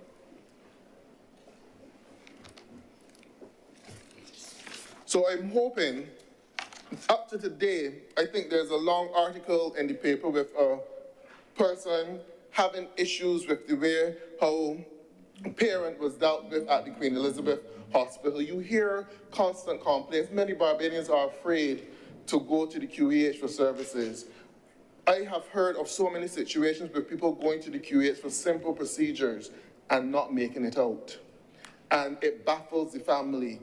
It baffles everyone how this is happening. And I'm hoping that when the minister with responsibility for health speaks in this debate, he does it from a sober perspective and really engage Barbadians and allow them to know what is really going on within healthcare in Barbados, and if they will have any hope, if the hope Barbadians will be able to restore their hope in the healthcare sector in Barbados, because it is failing tremendously, not only at the Queen Elizabeth Hospital, but also at the polyclinics. Even the environmental health department is under threat in Barbados as well. Once before, you would see an environmental health officer in your community looking at the bush and the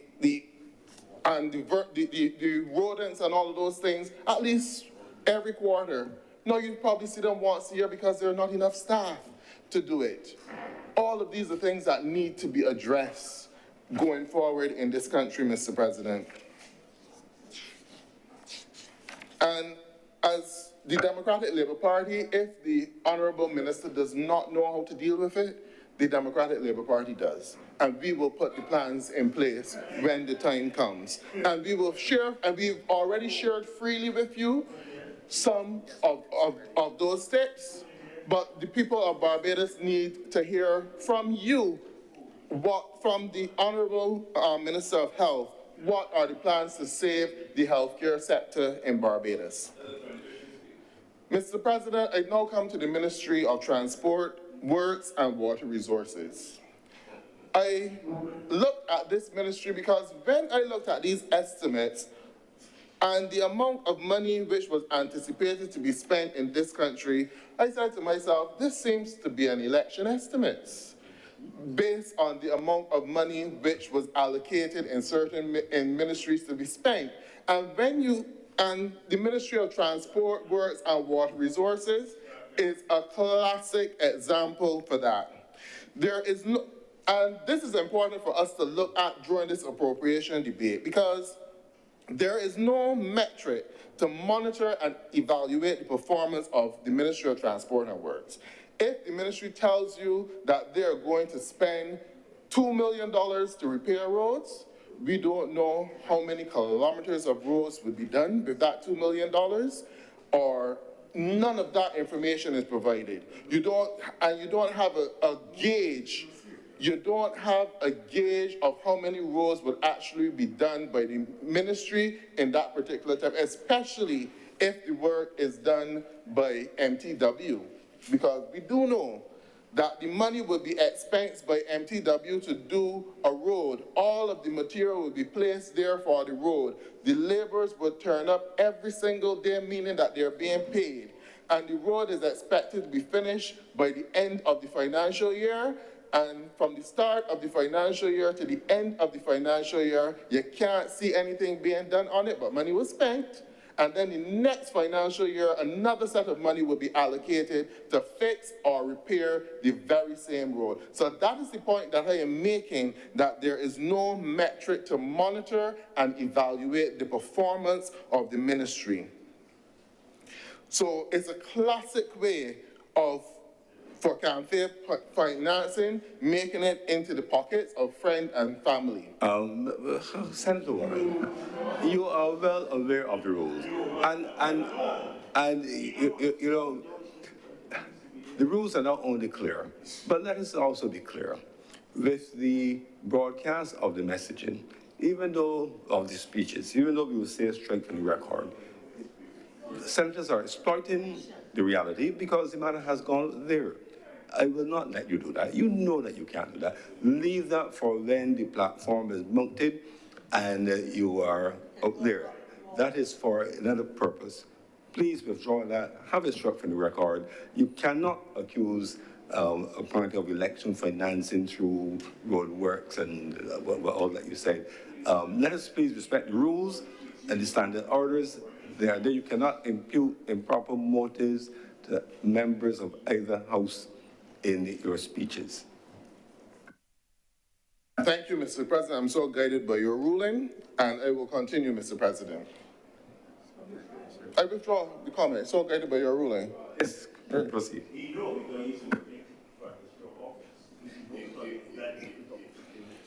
Yeah. Mr. President, I do continue, but Mr. President, I do continue. The Ministry of Transport and Works, Mr. President, is a clear candidate for a special audit, especially with the amount of funds which I have seen allocated to this ministry in this current estimate. Now, let me just look at some of the information. Under the heading of Program 510, Road Network Services, Tenantry Rules, there's a huge jump in assets under construction from 1.2 million for 2024 to 2025 to 5.7 million for 2025 to 2026.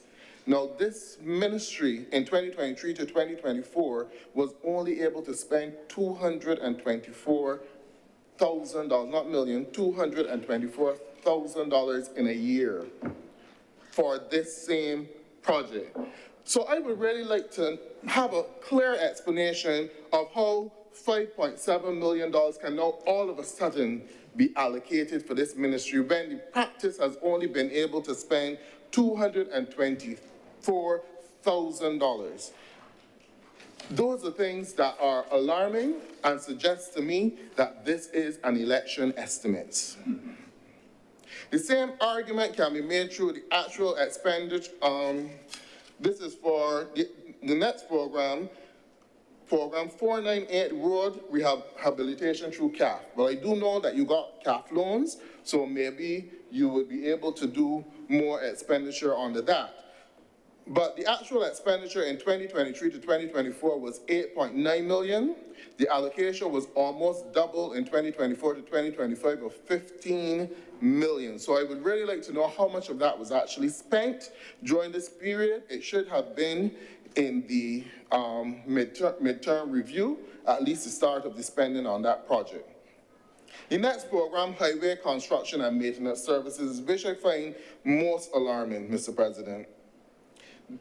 Because there was normally a ratio between the assets under construction and the statutory allowance for this. This is work which is actually done by the MTW.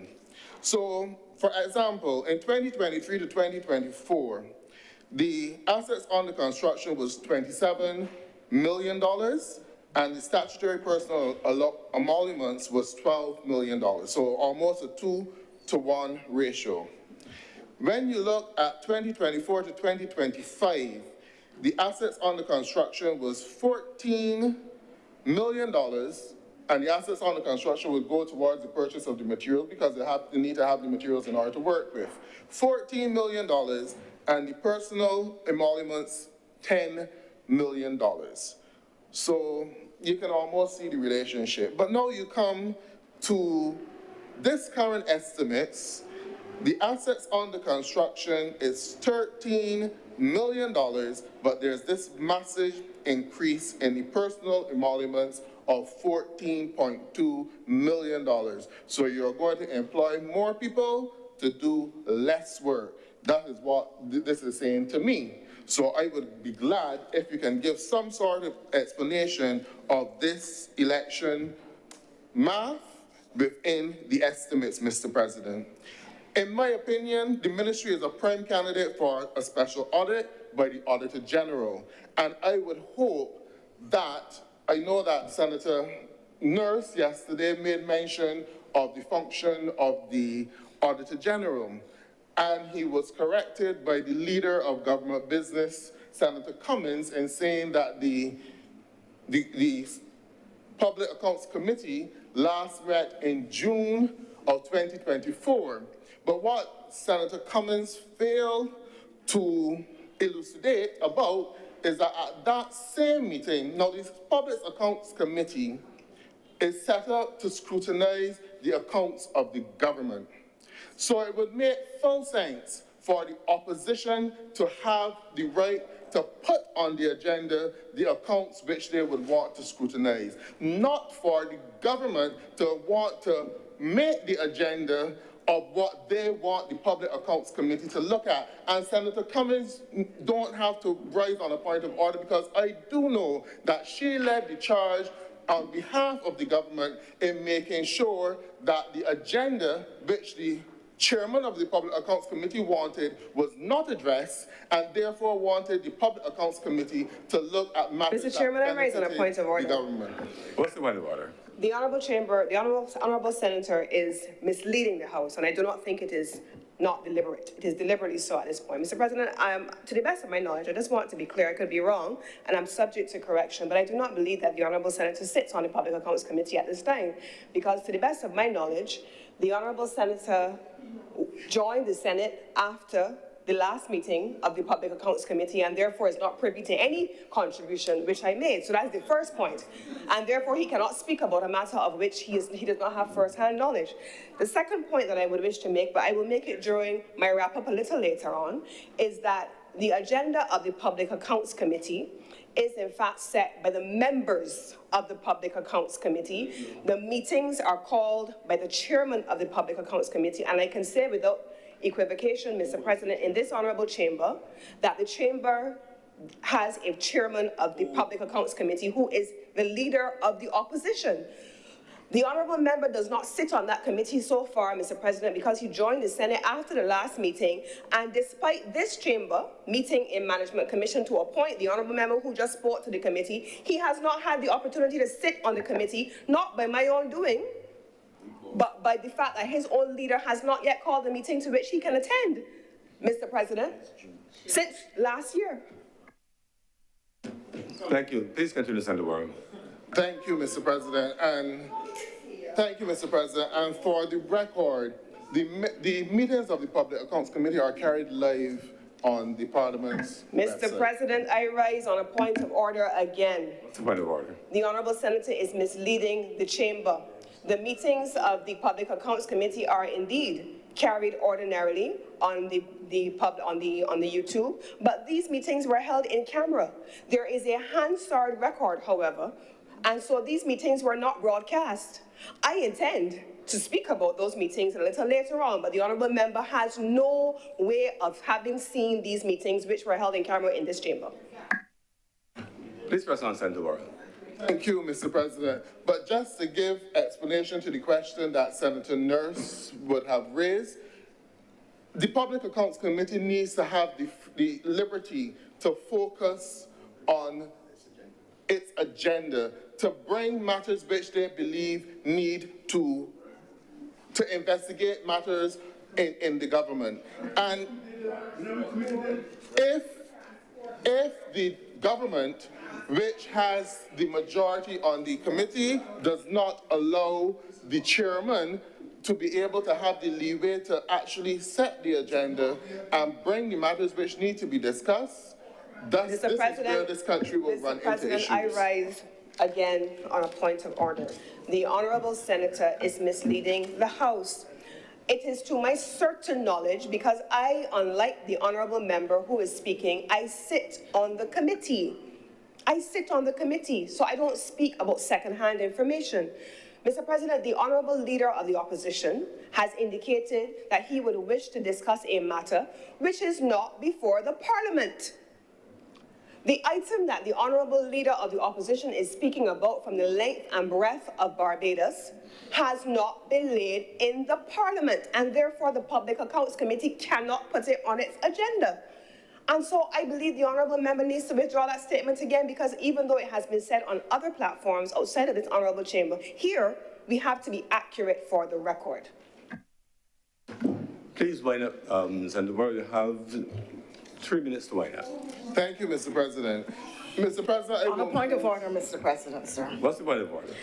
I rise to indicate, sir, that the honourable senator is misleading the chamber. The honourable senator has said that the members have, in essence, again, I'm paraphrasing and using perhaps more elegant language, that the members of the Public Accounts Committee are frustrating the leader by trying to determine what the agenda should be. Mr. President, sir, the members of the Public Accounts Committee are Senator Lisa Cummings, Senator Crystal Drakes, not known to be particularly partial to the Barbados Labour Party government, Senator Nichols, Senator Blackman, Senator Walters, Senator Worrell, who we admit has not been before. These are not people, the government does not have large enough numbers here to frustrate the agenda of the leader of the opposition. So that is a complete misleading of the public and a suggestion that somehow we are attempting to obstruct the workings of an important oversight committee, which we have always supported. And in fact, this construction, which allows it to be led by the leader of the opposition and to have a majority of persons which are not members of the government, was the construction of the Barbados Labour Party government during the 1994 to 2008 period, because the then Prime Minister felt that the opposition needed to have this power. So this perception or this view that is being put out today, that we are somehow using this committee to frustrate the opposition, is entirely fake news, sir. And I'm seeing a pattern, sir, where the honorable senator is deliberately putting things into the record, knowing that people will run with them even if they are struck. And that, sir, is an abuse of privilege, of the privilege of the House, sir. And I'm calling on you, please, sir, to ensure that it stops, because this is now an extremely serious matter. It is beyond common error. It is deliberate mischief, sir, and I'm not imputing deliberate wrongdoing. I am basing it on what I'm seeing happen, sir. Thank you very much, Senator Thompson. Please wind up, Senator Warren. Thank you, Mr. President. So just wrap up. Yeah, thank you, Mr. President. Just to alert that the Public Accounts Committee is made up of both persons from this chamber and the other place. And the persons on the other place would include MP Sandra Husbands, Marsha Cattle, Corey Lane, Edmund Hinkson, Kerry Simmons, and Colin Jordan. So tell me, after you add those numbers, does the opposition still have the majority, Mr. President? Wind up. Mr. President, I would like to use, because I believe I would have had 3 minutes before the long intervention. Time is actually, sorry, please wrap up. You started at 10:58. It is now midday. So we're two hours over. 2 minutes. All right, thank you, Mr. President. And in winding up the debate, I think I made the point very clear that Barbados... On a point of order, sir. What's the point of order, Senator? The honourable senator is misleading the House in suggesting, sir, that the government is attempting to frustrate the workings of the committee. I would wish to draw attention to the chamber that the opposition actually brought to Parliament a bill or resolution to abolish the Public Accounts Committee, sir. That needs to go on the record. Thank you. During 2015 to 2016, sir, I just want the record to be accurate. Thank you very much. Remember that moment. Please wind up, Senator Warren. Mr. President, with all of the fluff that was laid in this estimates debate, the critical issues to Barbadians remain that we want to hear the government speak to the realities and the real issues. How are they going to diversify this economy away from tourism? Because all of their budget and their estimates are based on the performance in tourism and not taking into consideration the turmoil in the global economic environment. They're not addressing the issues of cost of living. They're not addressing the realities that affect many people who are concerned about having to go to the Queen Elizabeth Hospital and accept a high level of service. So I will appeal to the government that when they take to the floor, that they put aside their arrogance and they have a conversation with the people of Barbados. They campaign on transparency and accountability, and right now the people of Barbados do not have any trust in the government. And with those words, Mr. President, I thank you. Thank you very much, Senator Worrell.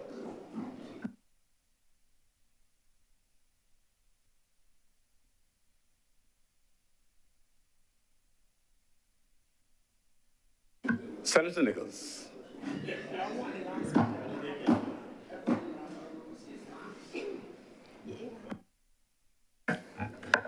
Mr. President, I am grateful for this opportunity to address the House of the Senate in this debate.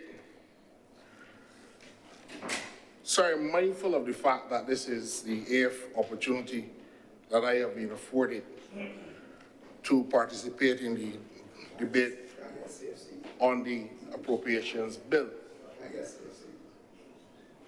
I had the occasion to do so 4 times between 2003 and 2007. And now, from 2002 to the present, 2022 until the present. So I'm also mindful of the important constitutional duty of this chamber to pass the appropriations bill. And as I reflect on my time in the previous 7 debates, the importance of the independent, professional-minded people who gather in this chamber to deliberate on the government's broad fiscal, economic, and even indeed wider social programs for the ensuing year. I begin, sir, with a sense of humility. I'm humbled by this privilege. Privileged by the honor, but still humbled by the privilege to do so. And I want to, Mr. President, congratulate the Minister and the Ministry of Finance for the presentation of the annual budget in the other place. I do so with beaming pride as a former schoolmate of mine from Commonwealth School. We played in the cadet band together. And that is not because I am choosing one school over the other, because I will come to the leader of government business in the Senate's presentation a little later. She too acquitted herself. But it is important, Mr. President, because ordinarily in the course of one's public life in this chamber, when you get to 4 debates, it ordinarily would signal that you are near to the end of the administration, unless, of course, you hold on beyond the constitutional period, like the last government that we had. And I want, sir, to draw the contrast, because when you listen to these debates, and I have the habit of doing so from the time I was young, having seen the great Tom Adams and the great Dr. Richie Haynes spar at these debates, and then Professor Owen Arthur and Prime Minister Sandyford, and coming down the lines, even my late good friend David Thompson, who joined in these debates in the other place, Mr. President. And Barbadians will want to ask themselves the sobering question, so what is the difference? On Monday, we gathered around the bar after the break, and one of the independent senators made the point, what is the fundamental difference between the operations of the 2 political parties? What is the guiding philosophy between the 2 political parties? Barbadians have made their judgments on that before. Barbadians have made a determination. I mean, when you look at it practically, in practical terms, both parties have won government almost the same amount of times. But we know, sir, from the facts, that in our adult life, every time the Barbados Labour Party has had to come to office, it has to face a crisis.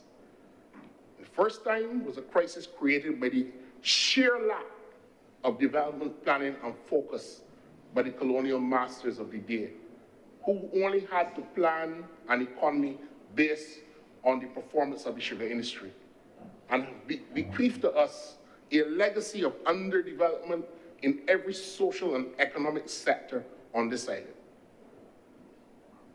When the Labour Party came to office in 1976, there was a complete crisis in the confidence of this country. And while the mantra was that you wish there was no longer be a day that there will be no cane blaze in Barbados.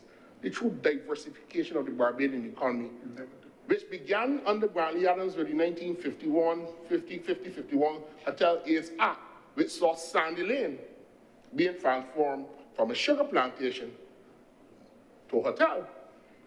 We saw the rapid transformation under the Tom Adams administration with the incentives and creation of other sectors of economic activity. A sector, Mr. President, like the international business sector, the brainchild of the Barbados Labour Party, which brings over $800 million to the public treasury in this financial year.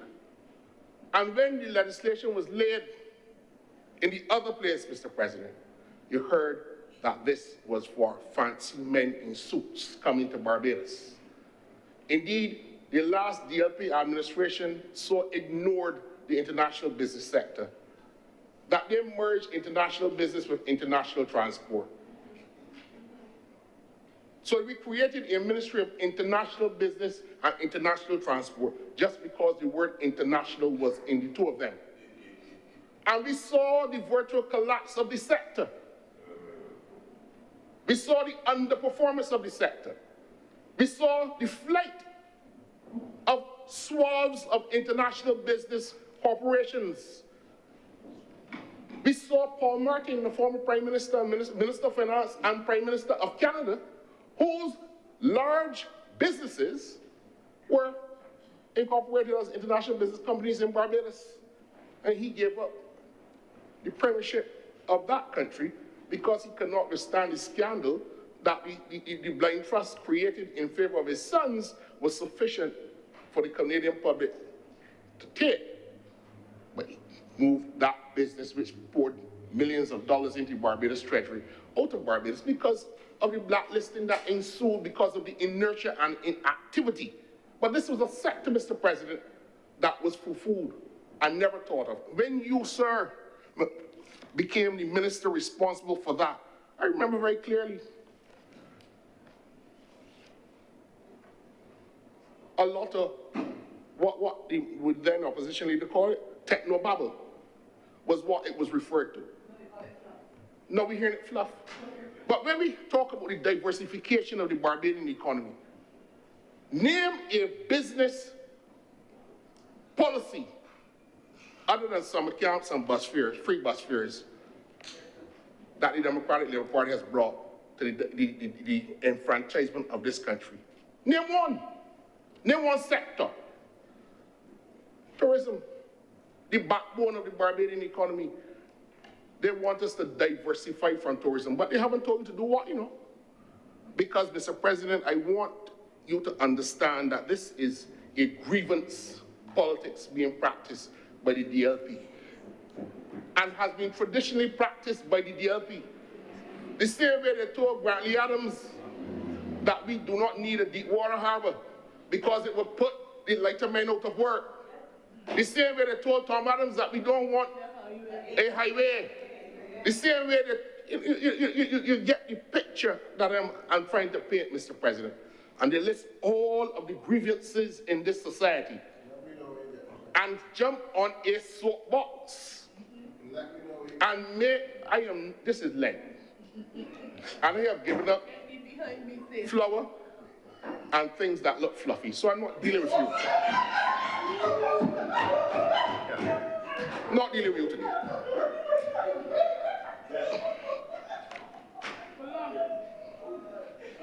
But, sir, when I say grievance, they've identified things and they sound good. And you make Barbadians get into a frenzy. And we could go on, and I don't want, Mr. President, to be dedicating my time to be defending a lot of that hot air. Because as a father and as a professional in this country, I know what it is to live under administrations that come in after the Barbados Labour Party has laid a sound economic track record for the country and to be ruled by a political party that has a worldview. That everything that was done in Barbados prior to and at around independence was good and perfect, and therefore we don't need to make any other decisions in the future of our country. When a political leader can say, Mr. President, that he will defend the common entrance exam, which we all know was designed in a colonial system. And my learned good friend, Reverend Senator Reverend Morris, spoke about Bishop Parr and Bishop Corrish, but it started out by Bishop Mitchelton in the 1846 reports on education in Barbados to control random middle-class ambition. That was the purpose of the design of the Victorian education system that we still have today. When you meet people, the first thing they ask you, where did you go to school? Who's your father and your mother? I have to disappoint them, like Senator comes to tell them, my parents are ordinary Bajans. I didn't go to Harrison College. And they start to wonder, well, how you get so far in this society? A class system. That when we start to unravel the reasons why we have the challenges we have in Barbados, it is all rooted in the economic and social class structure of the society that we have in a post-independence era. And we have to unpack these debates. But the grievance politics, Mr. President, will not get us far. I want to congratulate Minister Strawn for his brilliant presentation. I know people will feel that they didn't cover everything and that a budget can't do it. But I judge, Mr. President, the policy of the government, which I support, on the basis of some tried-tested measures of public policy and good public policy. Sir, there's a global realignment occurring. There is a global realignment, and this is not anything to foo-foo. And this budget has sought to ensure that the country can withstand the level of readjustments that are occurring at the same time as maintaining the social order, the quality of life in the country. Last week, a block of ice broke off the Arctic, larger than Manhattan. In a country where we are a limestone settlement, one of 3 in the Western Hemisphere, that has serious implications for our groundwater supply. The salt penetration into the aquifers as a result of climate change.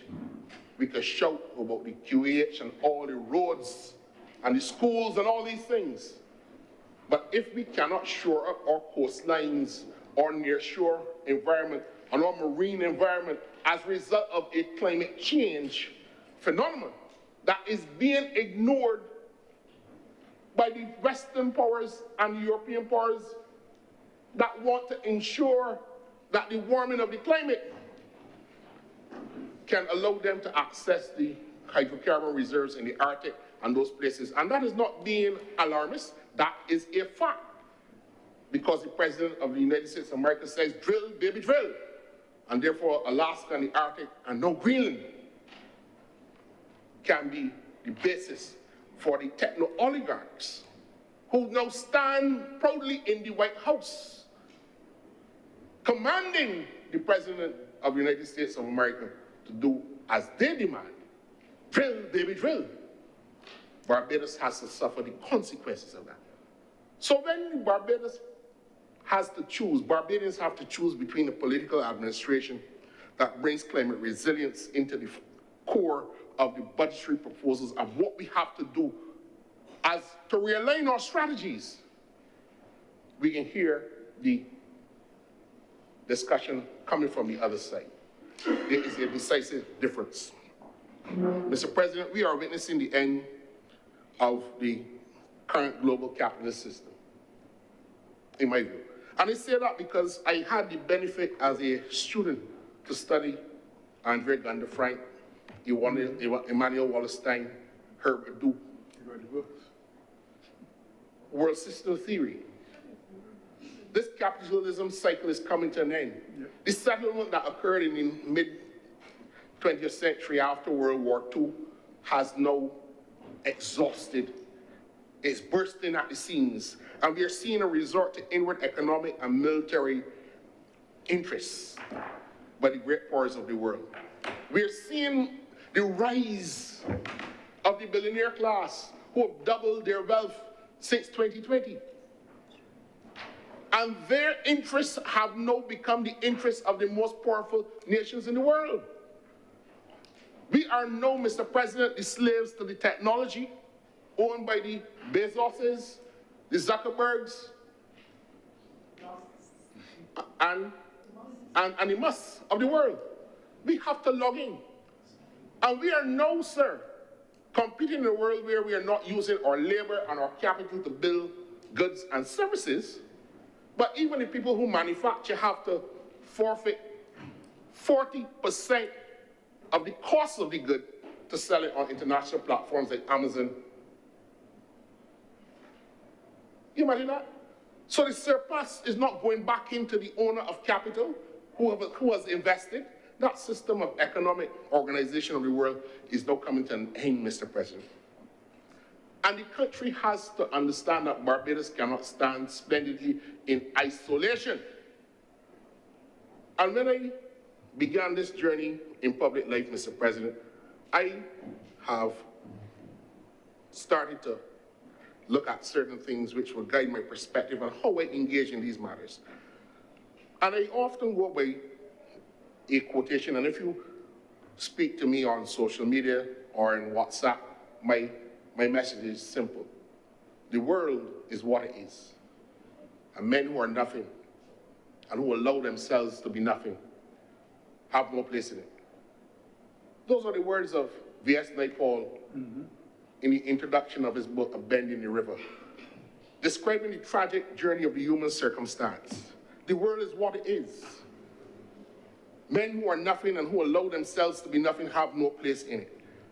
And I want, sir, during the course of the rest of my presentation, to rise above the partisan rancor and the divisive politics and the politics of grievance that all of a sudden this little place is now tearing apart and a tyranny is reigning and a dystopian future awaits us with not a care for the ever clear and present dangers that are ahead. Mr. President, the Bible tells us that when the Israelites were gathering the troops to fight the Midianites, the Lord told them, that army too large. And if you go and get beat, the people can blame the Lord. Reduce the army, but how? Find soldiers who have their gaze on the horizon, and those who went and drank from the river without looking down to make sure that they kept their eyes on the enemies around were sent back home.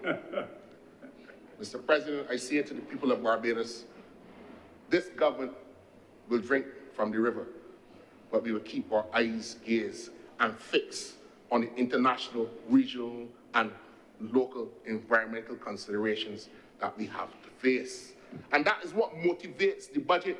It will not titillate those whose minds and gazes are fixed on only a nativist internal reordering of the political structure in Barbados. They have clear and present dangers.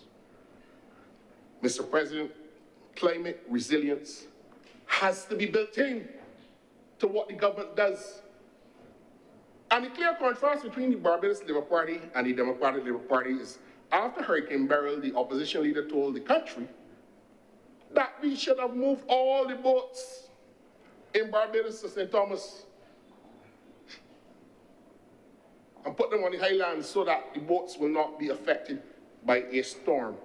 Mr. President, this was a Category 4 hurricane. Sorry, this was a tropical depression that moved into a Category 1 hurricane, into a Category 3 in less than 24 hours. The intensification of the storm was historically high. The speed at which it developed. Tropical wave in the Atlantic, we're keeping our eyes on it. Category 1 in a hurry, and mercifully, it went between Barbados and the northern grenadines. That should signal a warning. What should the government do, Mr. President? And we understand the impact on the South Coast. Imagine if that had a more direct path in to Barbados. So what does the government do? We could sit down and criticize the climate resilient measures in the budget.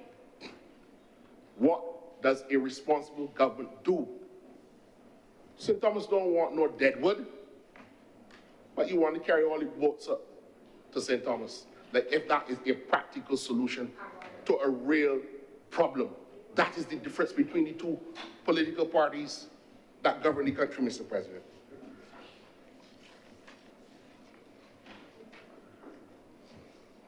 Mr. President, again, there's an African proverb that I want to reintroduce into this chamber that guides my reflections. And it says that in Africa, every morning, a lion wakes up and knows that it must run faster than the slowest gazelle. If not, it will starve. Every morning, the gazelle wakes up and knows it must run faster than the fastest lion. If not, it will be eaten. It matters not whether you are a lion or you're a gazelle. But in Africa, every morning when the sun rises, you must run fast. That is the world that we are in. That is the perspective that I am offering to you, Mr. President, and those who can hear, that if you are engaged in public policy formulation and critique in this era, that you must adopt. Barbados cannot stand splendidly in isolation.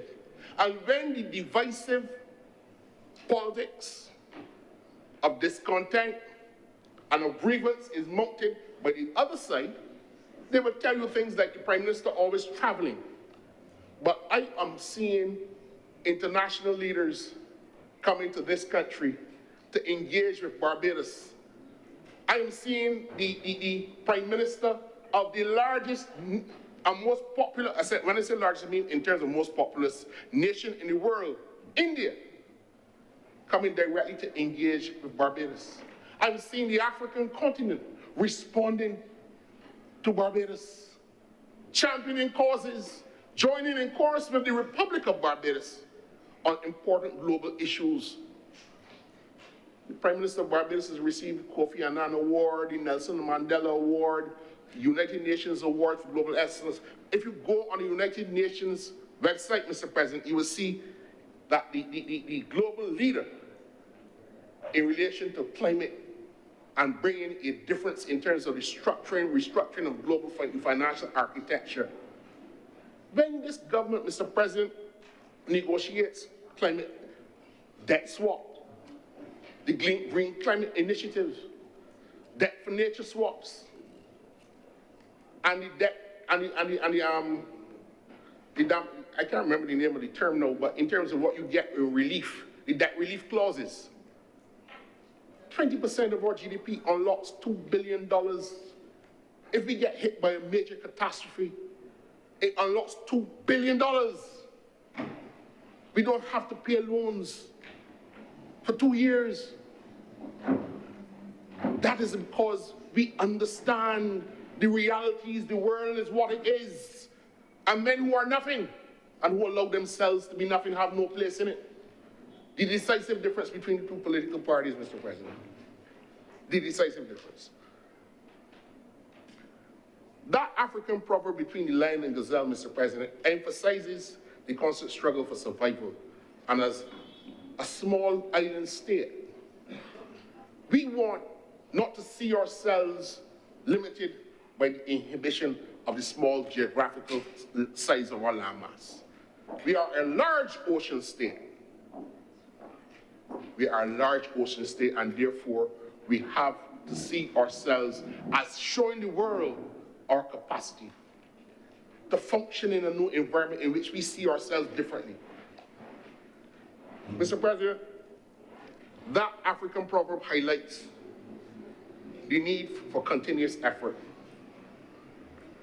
and action regardless of one's position or circumstances. Because the lion and the gazelle has to run fast. That African problem, Mr. President, highlights the importance of being proactive and never become complacent. The environment changes. And they might not want to hear it, but the environment is changing around us, Mr. President. So that, Mr. President, I have heard a number of things in the debate. Can't respond to all of them. But we are accused as an administration as taking in more taxes than any other administration in the history of the country. As if to say that that is something wrong. Mr. President, you will not be surprised to know that every administration in the history of Barbados has taken in more taxes than the previous administration. That is, therefore, in itself not a fact of note.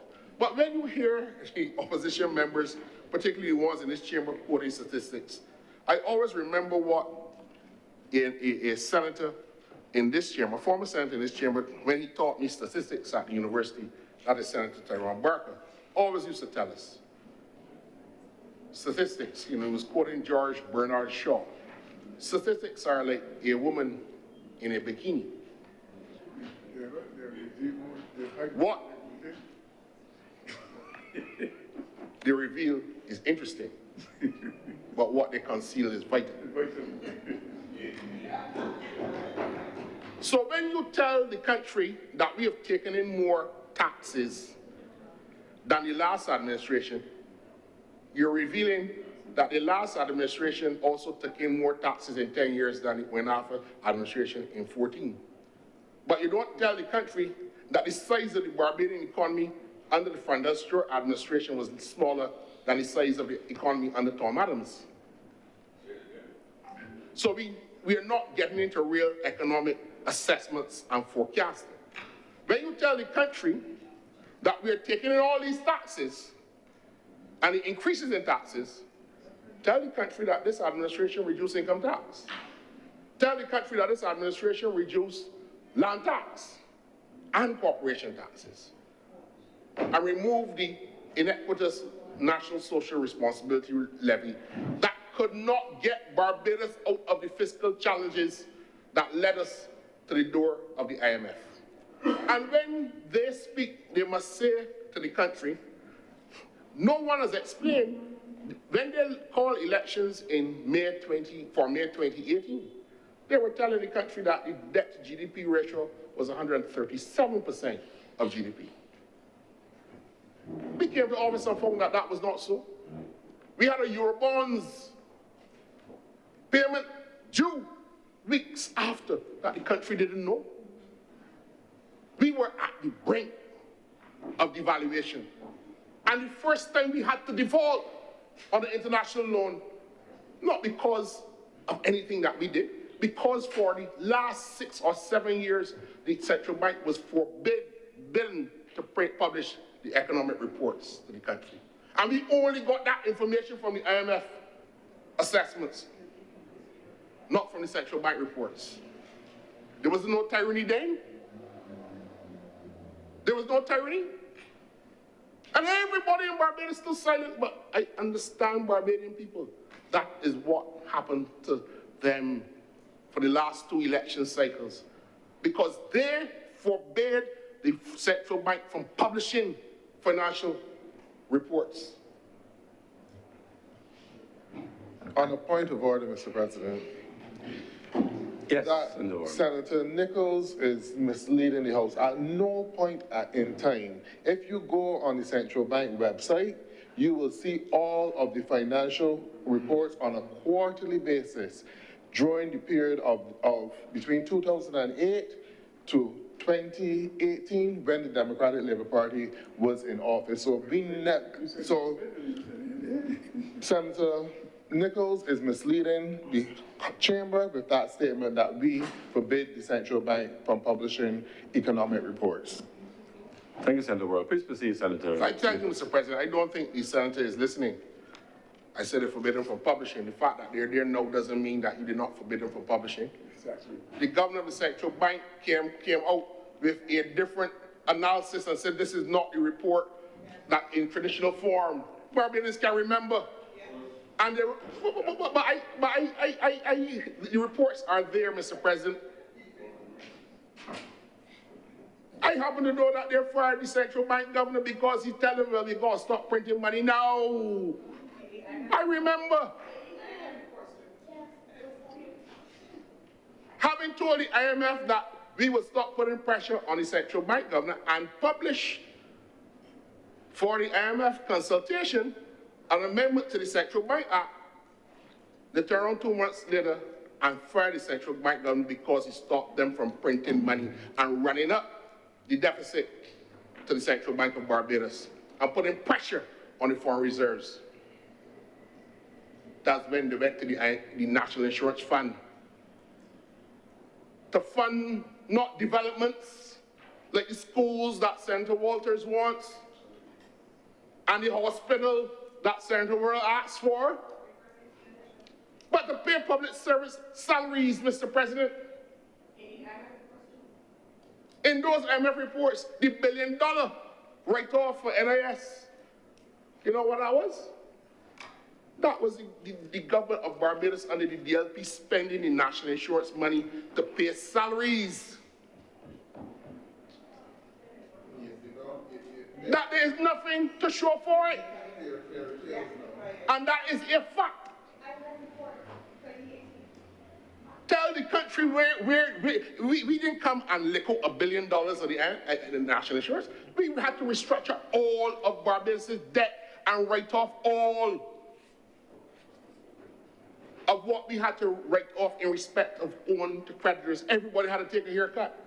The $1 billion was not of our manufacture. But they come standing on a soapbox to tell people, as I heard in here, that we're going to make people retire now at a later age.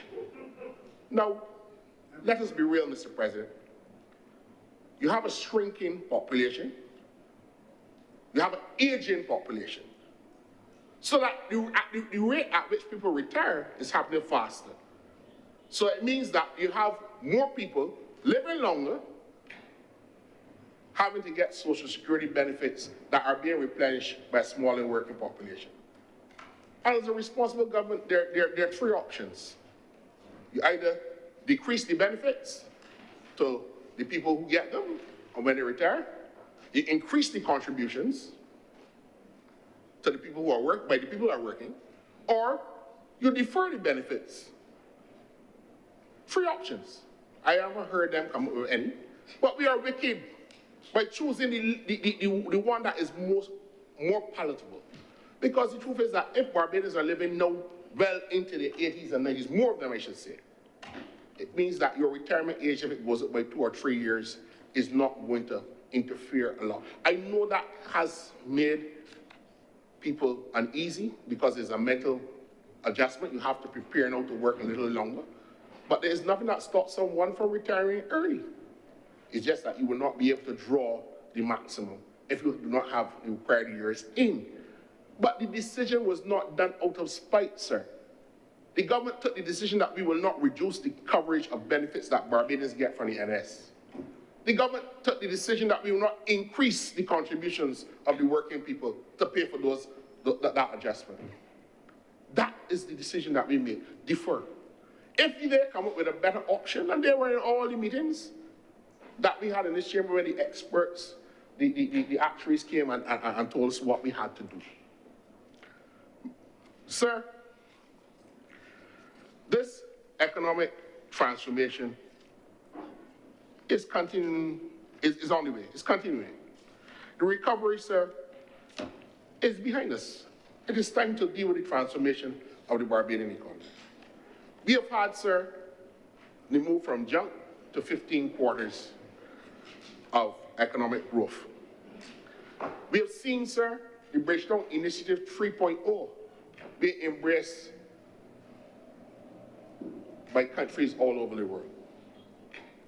Barbados has become a mighty voice for climate justice.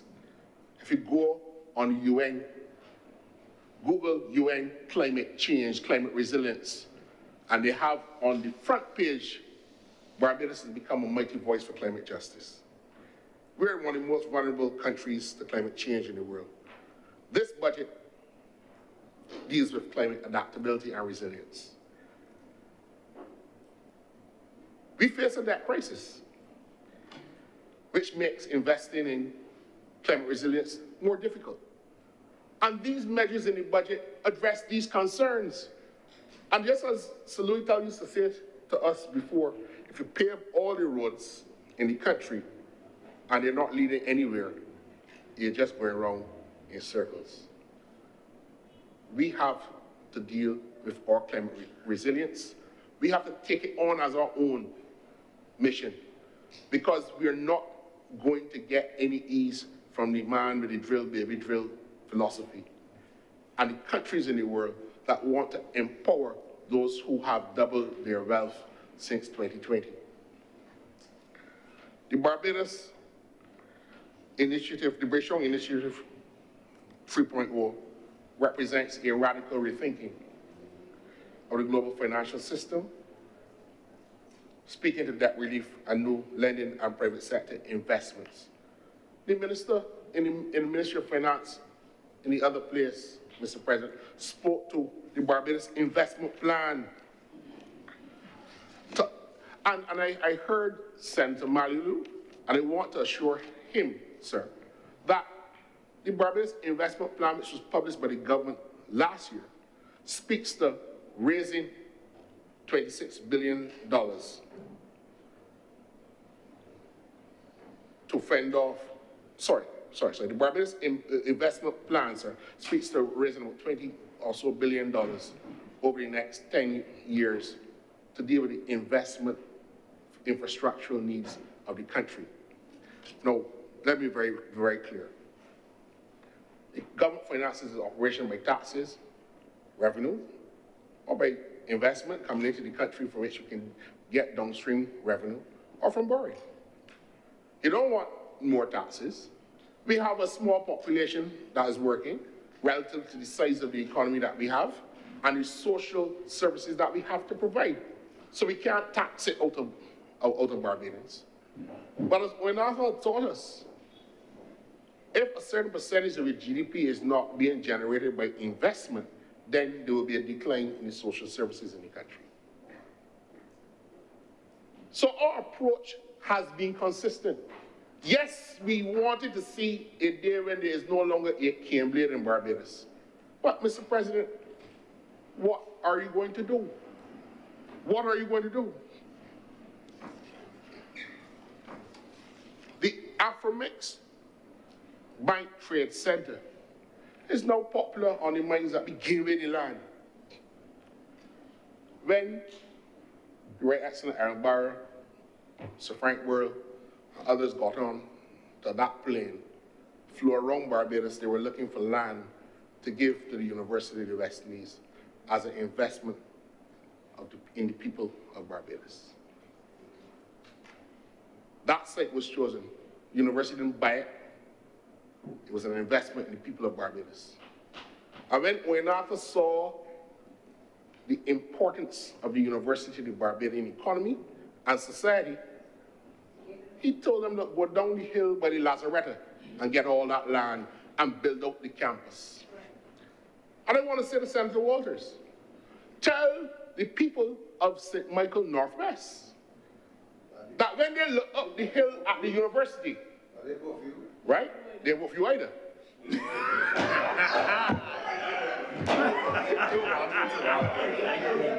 Tell the people of St. Michael Northwest how those persons in upstairs and husbands and one state have been able to take those Venezuelan houses and build them into large bungalows out of rental accommodation that they now don't live in, and have been able to invest in their children and their futures through the University of the West Indies and the contribution to the Barbados economy. Tell them that Freehill and Gainsbury and those areas in Black Rock can also benefit from you. But you know what they did? They tried their best to kill the campus. Kill it. We'll come to that another time. When the government wanted to have a center for the Caribbean Finance, the Caribbean Development Bank. Land. Barbados cannot stand splendidly in isolation. The Africa, I heard the leader of the opposition say in an interview that he never heard about them yet. Like this is some knit and trade, cottage industry that come and hoodwink the government of Barbados. Tell the people the truth. They're building $180 million in facilities. $180 million. They're headquartering the Afromix Bank in Barbados. And we have a headquarters agreement with them. The government is already providing accommodation for them in the agreement. They're the headquarters for a large African bank, and we want to talk about how we are in solidarity with our African brothers, and that is so important to support the black man and that kind of thing. There's a lot of talk and hot air and fluff. But you are trying to whip up a grievance that somebody coming to take the Barbadian land. Somebody taking it there and we get tricked. Mr. President, let us be real. This bank is currently on the trajectory to move to $2.5 billion in economic trade activity in the region. Barbados is the headquarters for that. This facility, sir, will be a flagship for offices, a technology incubation hub. When you talk about not diversifying the Barbadian economy, you have a multi-billion-dollar financial institution coming to bring a technology incubation hub in Barbados, a trade center. And they're looking at Africa, the Caribbean, and Latin America. In the world in which we now heard the president suspend all U.S. aid to these places. Friends of all, satellites of none. So we are not friends with Africa. We're not friends with Asia. We're not friends with the Arab countries. We're not friends with the countries on the subcontinent.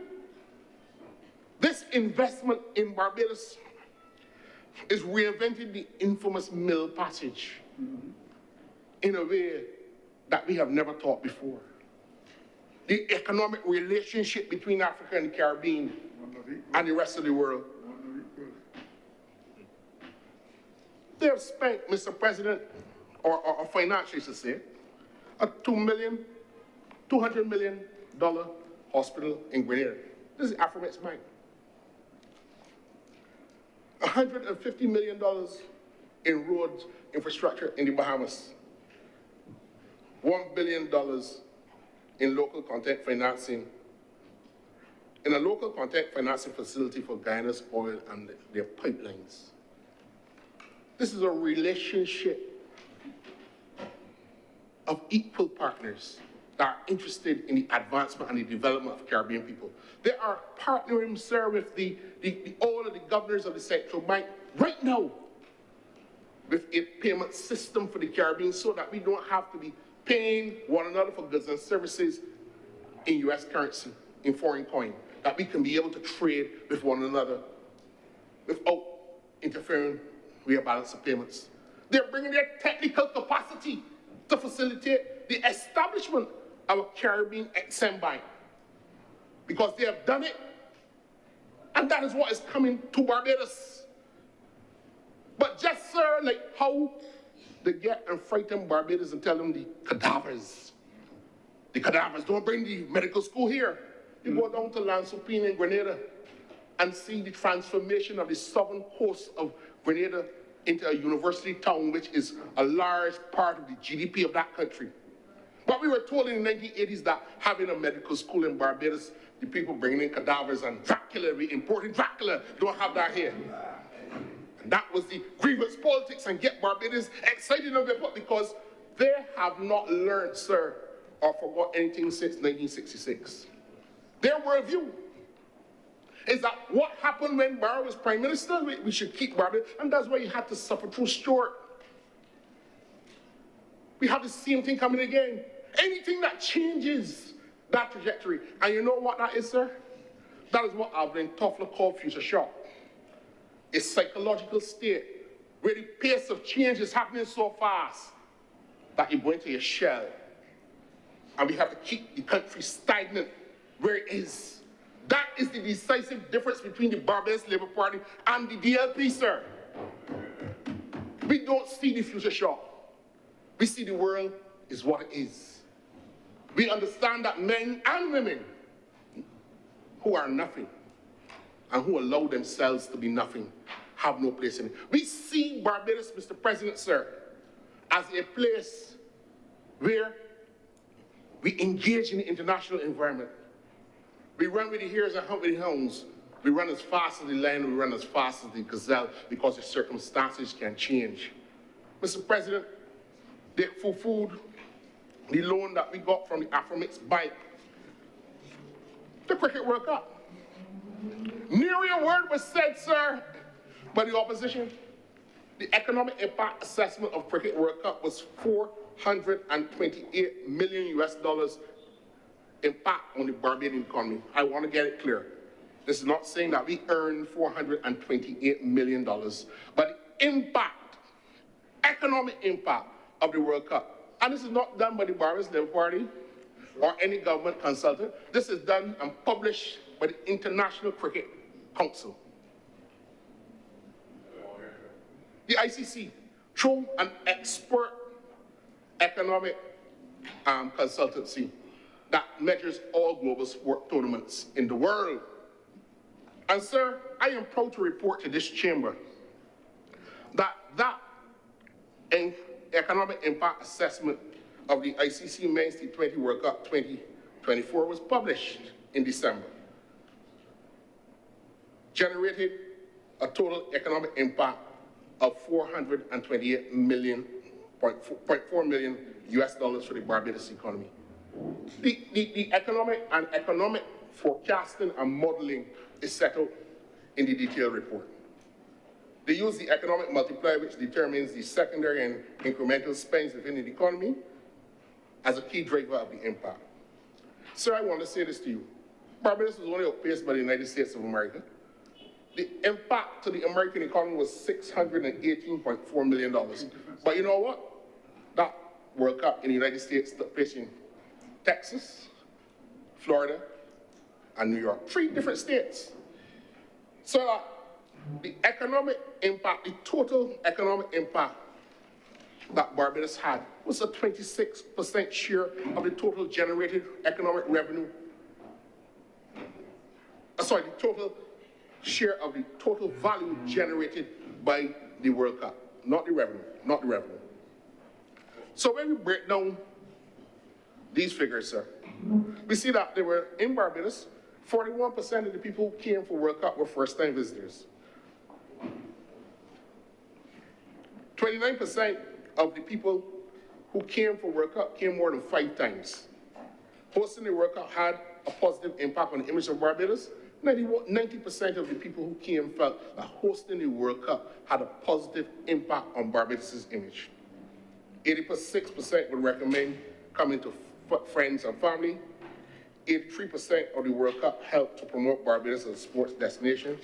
71% of the attendees are likely to return, and 67% of them felt that the atmosphere was better than any other location. And when you go into the details, Mr. President, I know time is winding up. 91% of our visitors for the World Cup stayed overnight, higher than any other destination. Sir, the largest proportion of them stayed for 5 nights or more, higher than any other destination. And the largest were groups of 3, the next largest were groups of 5 people. Sir, there were the attendees at the World Cup. This is the outturn numbers. 14,092 domestic ticket sales, 38,068 international, players and staff, 661, media broadcasting, 834 persons, the VIP sponsors and guests, 7,916. The technical officials and organizing staff, 3,155. Sir, when we built the modern Kensington Oval, we understood that it would give Barbados the capacity to host an international World Cup in cricket. We did not host 3 finals, we actually hosted 4. Because I count the women's final in 2010 as separate from the men's final in 2010. The Democratic Labour Party, when they were in office, had the opportunity, sir, to host the Women's World Cup, and they said no. No. That they couldn't find the $1 million to secure the bid. We were so broke that the government cannot find $1 million. In a tournament at which the West Indies were defending women's champions, with Haley Matthews and Deandra Dotting, Shakira Selman, Barbadian women from the rural heart of Barbados that could inspire young people. They talk about diversifying the economy. The leader of the opposition says, this money he go down to Spartan, he ain't see a new bat or ball. Now, that scares me, sir. It scares me that if he felt that we could measure the success of World Cup by going to Spartan, his famous, what he said words, my beloved Spartan, that's what he said. I don't want not the Spartans, but Spartan get demoted. They get demoted, man. And it is not because of anything that is done by anybody. That is competition, and that's unfortunate. But I'll tell you the difference. Empire now in the under-13 competition, unbeaten. They're unbeaten in the under-16. And if you go around Barbados on a weekend, the dystopian outlook of Barbados is not seen. You see parents, grandparents. We went to the finals, and I had to speak at a university guest lecture on Sunday evening. I had to leave and then go there and then come back. Hundreds of people.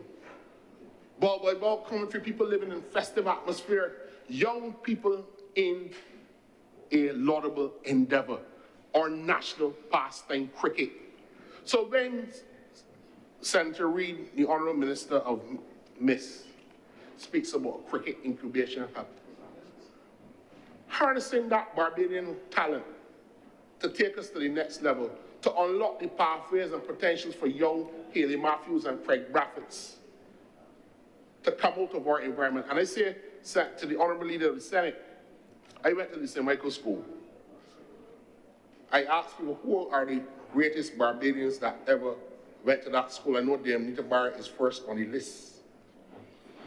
But if you tell me a greater Barbadian coming from St. Michael School other than Jason Holder, an accomplished, world-renowned #1 all-rounder who is a millionaire. I hope I'm not embarrassing him, but I'm doing that to praise the exploits of our young men and women in the field of cricket. Cricket is Barbados and Barbados is cricket. And Senator Walters, when we were here approving the loan from the Afromix Bank to take Barbados' facility that has lost its shine because the technological improvements since 2007 have now made the facility almost obsolete. This is the difference. If you want to see more bats and balls in the hands of people, give them a DLP government. Mr. President, if you want to see a cricketing industry, where Barbadians are not only playing for the West Indies, but as a friend of mine says, if you see England in the ICC Champions Trophy, 3 Bajans on that team. 3. The captain of Canada in the World Cup, Bajan. Captain of the United States of America, Bajans, Foundation School. Huh? One. A Pittman man. Right? And sir, I want to say this. That is the decisive difference. Grievance politics, listing all the social and economic ills of the society and keeping it at the hands of the government so you can get in office and do nothing.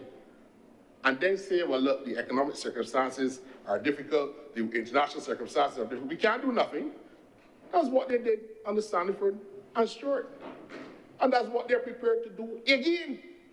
Sir, I want to say, and I just checking with time, sir. You have 3 minutes, right? Sir, I wanted to 3 minutes to wind up. I wanted to go into labor, sir. Sir, and Mayor, the Nichols and Lashley clan will be gathering in Barbados. Already, we have over 75 people coming into the country, confirmed. Some of them who have not been here in over 30 years. Some of them who only come for funerals or the occasional wedding. I happen to know that Senator Monroe Knight is part of that plan because in the investigation of how the family spreads, I had to tell her that so-and-so is your father, this is your grandmother, yeah, well, you family to me. Because we'll be gathering. We didn't know we were related. Yes, hooray. When the DLP had the Barbados 50th anniversary of independence to celebrate, you know what they did? They did 2 things. They built a monument in the middle of the garrison at the boy don't get to, and they bring some parachute men from Ghana to land at the garrison at the parade. One land in the Ducks Tree and Bonnets, one land at Pebbles, and one land in the Carpathy Hospital. For our 50th anniversary. And 23 men from the Bayland get national awards for helping remove furniture from a burning house. That was how we celebrated our, y'all remember that, the 50th anniversary? That is the decisive difference. $8 million was spent. Over $8 million. And nobody goes to that monstrosity in the middle of the hot sun in the garrison. Still there. But it was part of the 10 glorious years. Sir, there is a decisive difference. And as I close, I want to commend to this house that the world is what it is. Men and women who do nothing and who allow themselves to be nothing. Sir, they have no place in it. I'm obliged to you.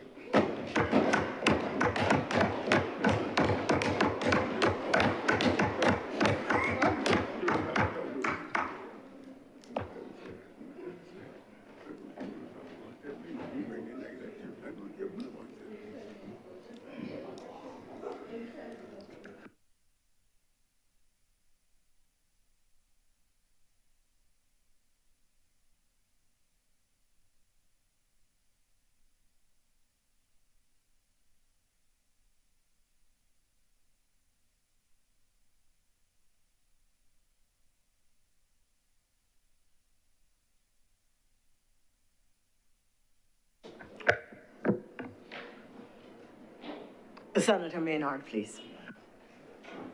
Thank you. Senator, Mr. Maynard. Thank you, Madam. Ma'am, I rise to speak on what will probably be my last contribution for an appropriations bill. If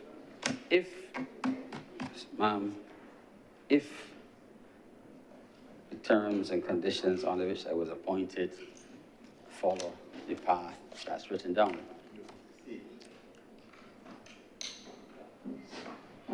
Let me first, sir, acknowledge my former colleague in this chamber, Senator Crystal Haynes, who sat on the opposite side of the table,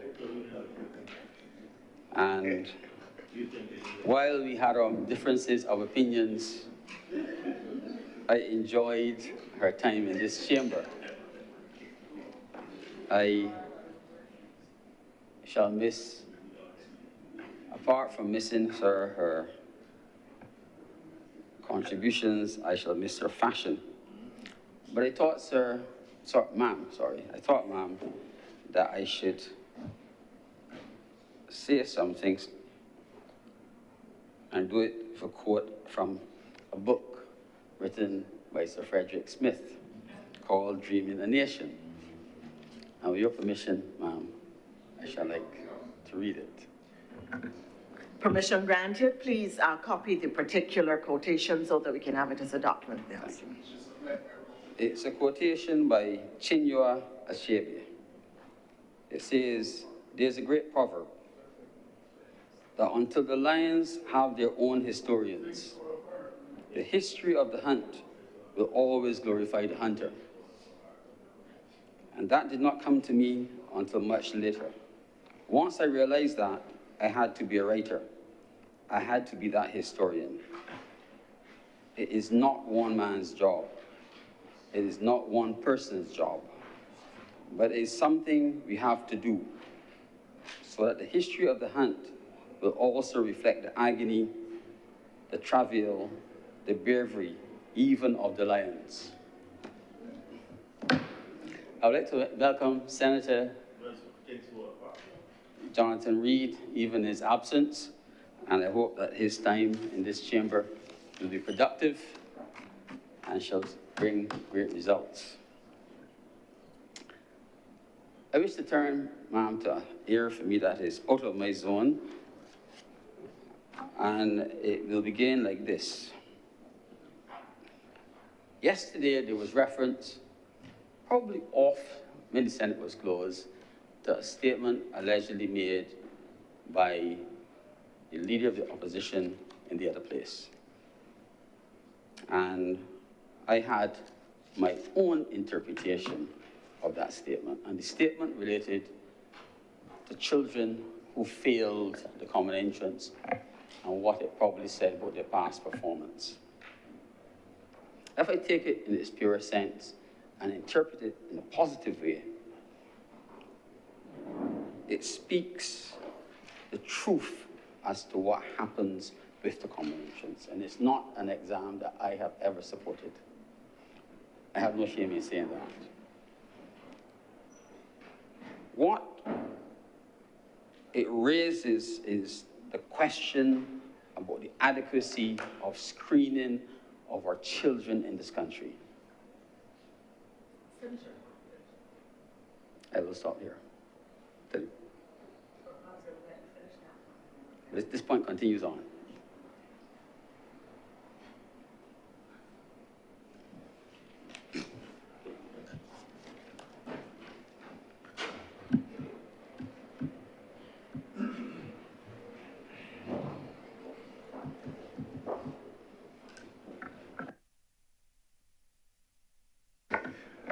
Thank you, Deputy President. Please continue, Senator Maynard.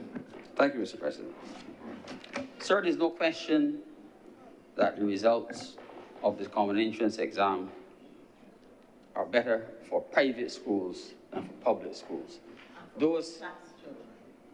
And the private schools are more likely to be filled with children from the upper socioeconomic bracket, those who can pay. But sir, what we need in this country is adequate funding. If we are going to have change in education as proposed, we need to have adequate screening of all of our newborns. And while there are some systems already in place, there needs to be universal screening of our school-age children, and it has to be done in a systematic way. We already have in the QEH screening for congenital hearing loss of all newborn children. And even with that screening, sometimes newborn babies fall through the cracks because of equipment failures, staff shortages. So sometimes you have a cohort of children that haven't been screened, and unfortunately, 4 years on, you find a child that has congenital hearing loss, and you've missed it. Or a child has had treatment for a life-threatening disorder, and unfortunately, the medical treatment has caused a complication and you've missed it. And that child ends up in school and discovered in school to have a hearing loss. And might end up having large sums of money spent for cochlear implantation.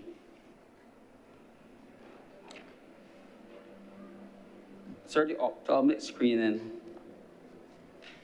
is thankfully on the way, and the minister, I suppose, will speak to this. But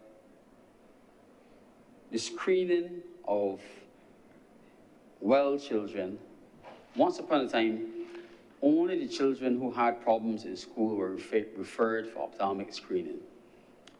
But in more recent times, starting last year, the Ministry of Health, along with the Ministry of Education, started a program where children aged 3 to 5 were all screened in 4 polyclinics. And I think that's a wonderful change. But we have to fund it and keep it going. The screening also is supposed to include children entering secondary school. But apart from screening, we have to be in a position to correct the visual deficiencies that occur. Now, from a pediatric point of view, the pediatricians cry out for the resources to screen the children who present or who might have things like attention deficit disorder, dyslexia, and dysgraphia. You don't recognize words. You can't read properly. And that screening is limited and restricted by the number of professionals, mainly psychologists, that we have available. And I would hope that the Ministry of Health and Education together would be looking to expand those areas so that all children who are entering secondary schools would already have been screened at least once. So some of the problems that we grapple with in the later teens would have been identified very early on, and remedial work with these children would have already taken place. It is not enough to depend on the NGOs to do the important screening. We recently had a program initiated by Rotary Barbados, I think it is, and they've done a wonderful job where they have been going to the schools and screening children. But that screening has to become a normal annual activity. Now, the people of this country pay about $75 million annually in the health levy. And that health levy is passed on to the QEH. But the QEH cannot do adequate screening because it lacks the staff. And the problem with the staff recruitment is not a problem for the minister. The posts have been created, but we seem to be unable to attract the people who will do the professional qualification and become, hopefully, those who will be doing the screening. The government has gone as far, I think, as offering national development scholarships in the area, and have had no takers. So maybe the government should pay someone to put on one of the electric buses, wrap it in the ads like other people do, to encourage parents to screen their children, to bring them for screening, sir, and to encourage the young people who want to have jobs to take up the scholarships and do the important work and probably make a very good living. And the fast food outlets, I will not call any names, maybe they can run some of the ads, because almost every Bajan at some point in time eats some fast food, and you can see it on the boxes. I am not, sir, I'm not politically inclined. I will not get involved with such things.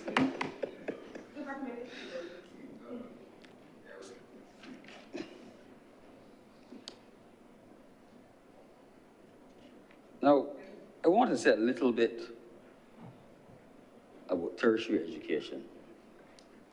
Sir, on Saturday, I had the privilege, along with my colleague, Senator Cummins and Senator Blackman, to attend a function, what should have been the highlight of at the University of West Indies. And it was for the installation of the 7th Chancellor of the University. It was a major event, sir. And it, in some ways, spoke to support some of the views that were echoed in this chamber about education and what it really means. The 7th Chancellor, the Most Honorable Dr. G.D. Miller, did not attend one of the older secondary schools. He attended a school that no longer exists on paper. It was called Industry High. 300 students. But his exposure and his resilience and all the support he had assisted him to become a champion of business.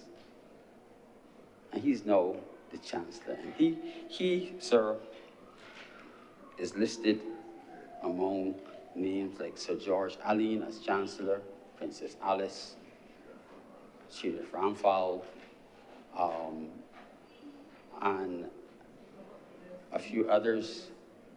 The last Chancellor, Robert Bermudez. But the university, as we see it, is not Cave Hill campus at all. This tertiary educational institution is a massive facility, sir. And I decided to bring with me the installation booklet. And I, with your permission again, want to read a few things about our university, our alma mater. It's been established in the Caribbean for over 75 years. And it has nearly 50,000 students.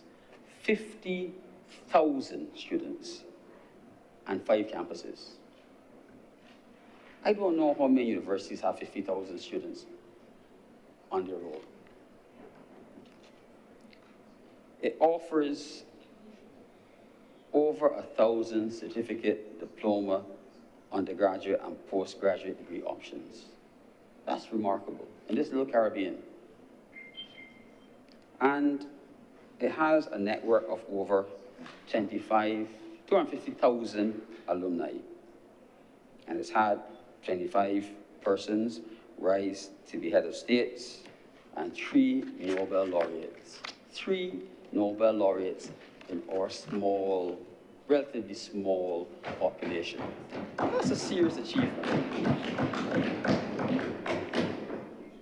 It's ranked in the top 5% of universities in the world, or supposedly Little University of West Indies.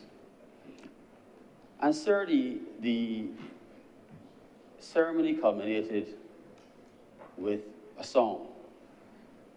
And those of you who are musically inclined would want to hear that the song was sung by Sam Cooke. But on this occasion, it was sung by a teenager. I think her name was Cherise Goddard. And she sang it with enthusiasm and energy, and I felt she sang it with real belief that change is going to come, that our universities, sir, will not stagnate. And she was diminutive, but absolutely powerful and incredible. My jacket was off my skin because all my hair was standing up. She was powerful. And I felt that whoever chose that song for the occasion did the right thing. I shall not forget it. But sir, our university is a global university. It is not a Caribbean university. We who have benefited probably do not give back enough. And that probably includes me. There's some who've never given at all. But we don't give enough. And we need to do like what happens in other places where the alumni really seriously contribute to the university. And we need to educate the young people that the days of having a degree where you feel that you have to do it in one place and all your experience will be in that one place are over. That there's a move to have tertiary education where you can be in several places. You can do one part of your degree, and UW has such connections. One part of your degree can be done in Barbados, the other part can be done in Jamaica, maybe one part in Canada, and you have a joint degree. And it opens one's eyes and experiences. So I believe that with Mr. Miller's experience and the evidence that he's produced of what he's capable of, having built out Sagicor as a global company, change will come. I feel a little bit unfortunate that I'm this age where I couldn't be at university at this time to be part of the new change. But I expect in my latter years to see a lot happen with our university. And I hope that all of us will continue to give. Sir, I want to say a little bit about water. That precious thing in this country and everywhere. Sir, we heard in the budget that the government intends to give, I call it a rebate to people in the north that's connected to the brown water that they're receiving. And I think that, I suppose it will serve its purpose.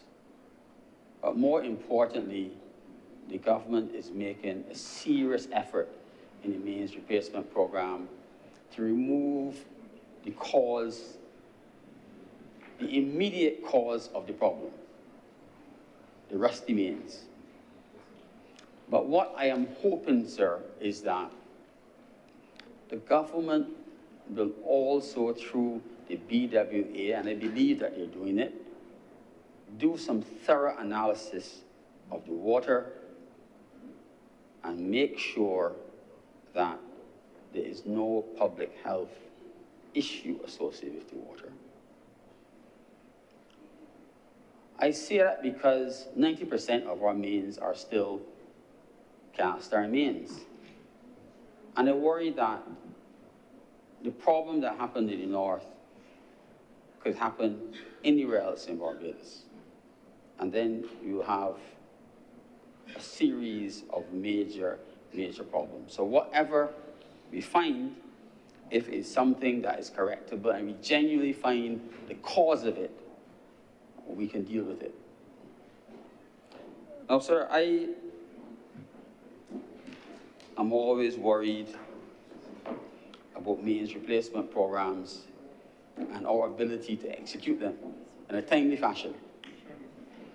And I hope that the management and the board in the BWA will make sure that what is being done in the north is done in a timely fashion. Because the last thing we want is a long, drawn-out process that is incomplete and the problem still exists. Now, the BWA, I will give you this one in an interesting way. I was driving one night and a truck came up. I think it was driving along Applewaite near the junction, and the truck came down, came around the corner, almost broadside, and I had to really pull hard into the left. And I almost went into a hole. And I found out next day when I passed again that it was because the BWA had dug holes beside the road and they were connecting shut-off valves. So I, being inquisitive, parked the vehicle, got out and looked to see what they were doing. And to my pleasure, I found out that they were putting in shut-off valves and diverter valves so they could shut off areas where the water could be closed off for a short segment, and other people could continue to have water if there's a burst main. But I also believe that because of how complicated it looked, with sampling valves in it, that they should be able to monitor for leakages. So one day I would like to believe that there'll be a control room somewhere in the BWA, and people will be able to tell when the mains burst in the middle of a cane field crossing the cane field in St. George. I hope, sir, that when we do all of this infrastructure, that we follow through with what we can really do with it, and it is beneficial to all. Government has done the right thing by reducing the subsidy that farmers pay for BWA water. It, in some ways, sir, I will use this term, level the playing field. It means that if your major input into your crops is cut by almost 50%, you really shouldn't complain about the cost of it anymore. So I would like to see that for the consumer of these crops, the price will change. Because the main complaint has been we pay too much for water, and government has seen it fit to lower the cost of water. There are others, Mr. President, who continue to have free water, but that's a different discussion for another time. Sir, what I am concerned about with regard to water relates to new development, new plan development. And Senator Nichols, proudly and correctly so, spoke about the new development that will happen around the QEH, specifically building on Gemmett's Lane, the Pierhead project. He didn't speak of the Pierhead project, I don't think, but also the new hotel further down Bay Street. All of these facilities will consume large quantities of water and produce large quantities of sewage.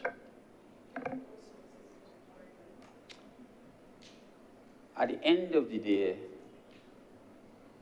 they will use potable water in their operations. The water has to come from somewhere. The estimate is that we've already reached 100% usage of our groundwater supply, and any further development will have to depend on desalinated water. And sir, what the governments, I say governments on purpose, have not done is done the public education with regard to water usage, both water conservation and, sir, secondary water usage. They have sat quietly and allowed those who will speak ill of secondary water usage to have the front of the platform. And I call upon the government to get up off the chairs and get out there and do the public education. We go to cities that we come back and talk about, and we drink recycled water. 2 people just returned from space. Do you think that the BW is sending water to them every day? They just came back after 9 months. What do you think they were drinking? You think that they were selling bottled water to them? The government needs to do the public education. Do not allow those who continue to speak ill about it for understanding to be at the front of the platform.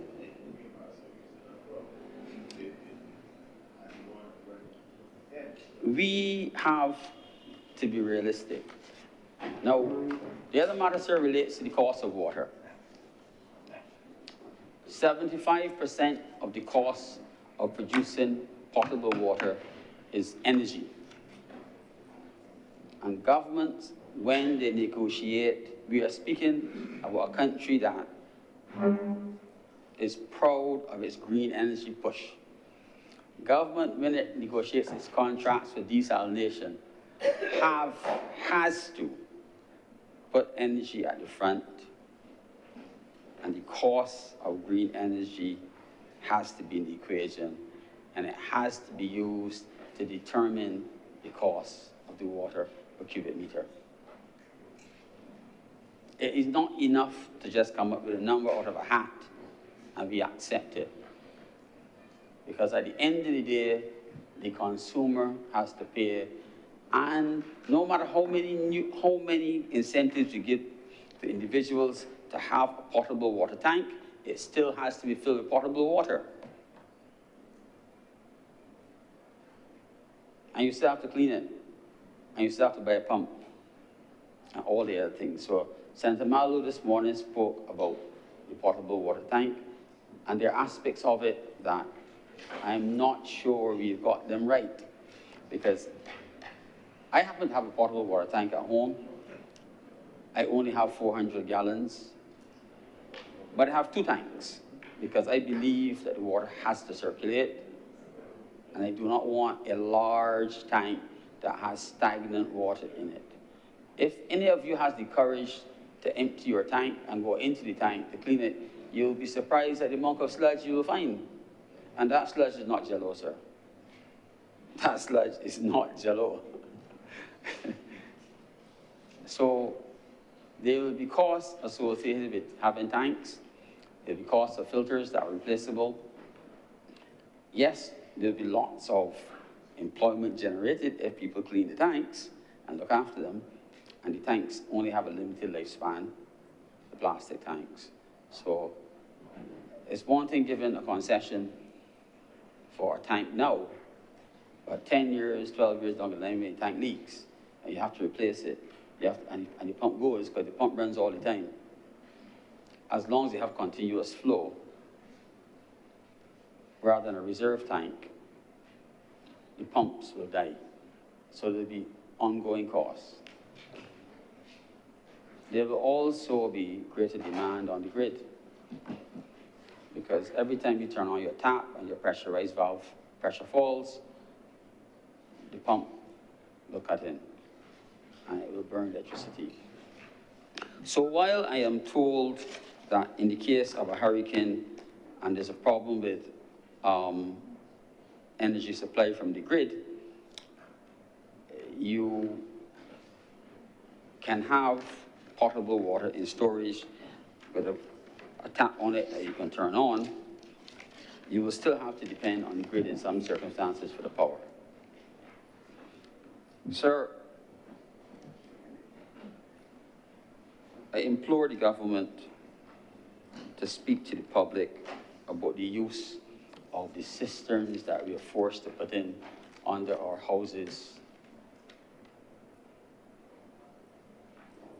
by law in the Town Planning Act. And dengue used to be a disease of the poor people in the country. It is no longer a disease of the poor people in the country. It is distinctly a disease of the middle class.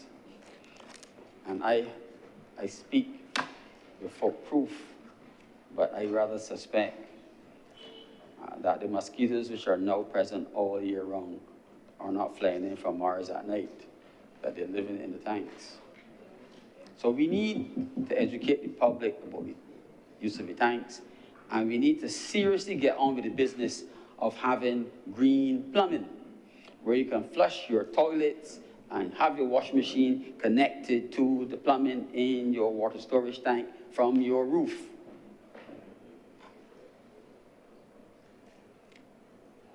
And we need, sir, and I'm not one who often calls for restriction, to seriously look at whether we need to ban, as we ban incandescent bulbs, ban high-volume cisterns for toilets.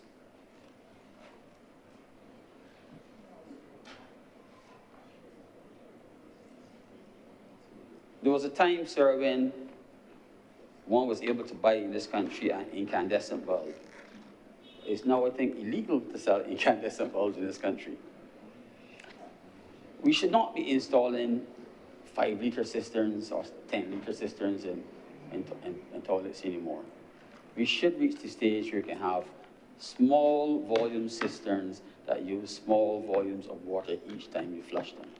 And we should also have the option of having a small flush and a big flush, because toilets consume large amounts of water. So water conservation, sir, is an important thing that we need to look at. Sir, I was a little bit concerned about the notion about gas storage. There's the requirement that commercial entities, in addition to having generators and portable water storage, have to have storage of gas. I wondered if that meant that your generator had to be a gas generator. It didn't, the announcement did not say that. And I believe it related to fuel. But certainly if one is connected to natural gas supply, why would you need gas storage? So if your generator is a natural gas generator and natural gas is piped to your area and you're connected, you don't need gas storage. Or do you mean gas as American gas? Do you mean gas or gasoline? Do you mean natural gas, LPG, or do you mean gasoline? Which gas do you mean? It didn't say fuel, it said gas. So I see a little bit of clarification of that. And now, sir, finally, I come to healthcare. I do not have a lot to say, because I'm sure my minister will be going to be speaking. But I wish to comment on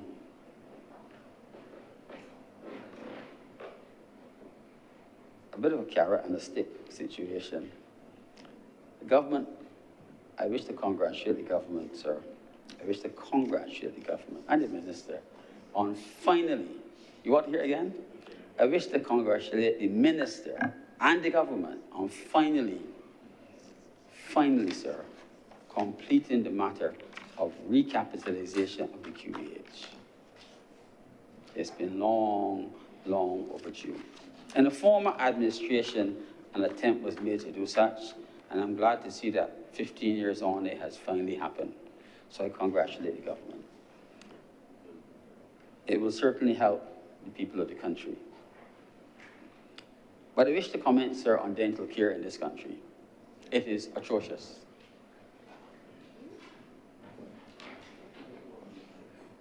I can comfortably tell you that every day in this country, in my department, we admit to the QEH at least one person with a dental abscess. And the health of a nation is related to its teeth. It says that we're in a terrible, unhealthy situation. I have not admitted any of the big earners, and it's usually those who are less affluent. And it is because they have no recourse. There is no public emergency dental service. And the worst part of it is that we are now admitting children with dental abscesses. I am far closer to the end of my career and my specialty than I was at the beginning, after almost 40 years. I have never seen a child admitted with a dental abscess before. And what it says is that people just cannot afford to seek private dental care.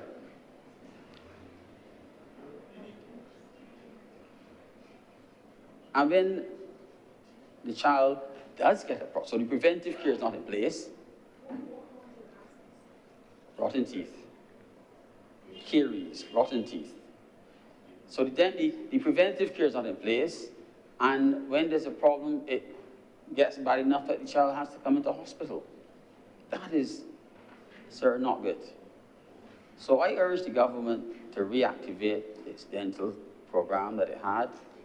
If you can find dentists who are willing to work in the public sector, I know that has been a problem, and I'm not about to bash the dentists on government's behalf, but I really should. But we need to find persons who will work in the public sector, provide dental care in the public sector, and help those who really need it. If you look at the amount of money that is spent every day in the hospital on treating patients with dental abscesses, if you put some of that money up front, I'm sure you can pay a dentist reasonable rates to provide the care. And it needs to be done. Sir, our hospital continues to be plagued with problems related to flow. It is constipated. The problems of flow were predictable and made worse by decisions to expand the A&E without fixing the problems of flow. And now, in addition to that, we unfortunately had a mantra that was repeated over and over by the executive. Do not come here. And it continues to be said. Sir, you cannot have a tertiary care institution. Anybody should go on a radio and tell persons not to come to the hospital. It is at best idiotic. It is at best idiotic, because no patient in the middle of the night who wakes up with chest pain will be skilled enough to say, this is not a heart attack, if you're in the right age group and have the right predisposition. So to tell people not to come, and you tell them repeatedly, they will not come until they're at death's door. So we have to stop it. So I call upon the minister to immediately advise those in charge to stop doing it.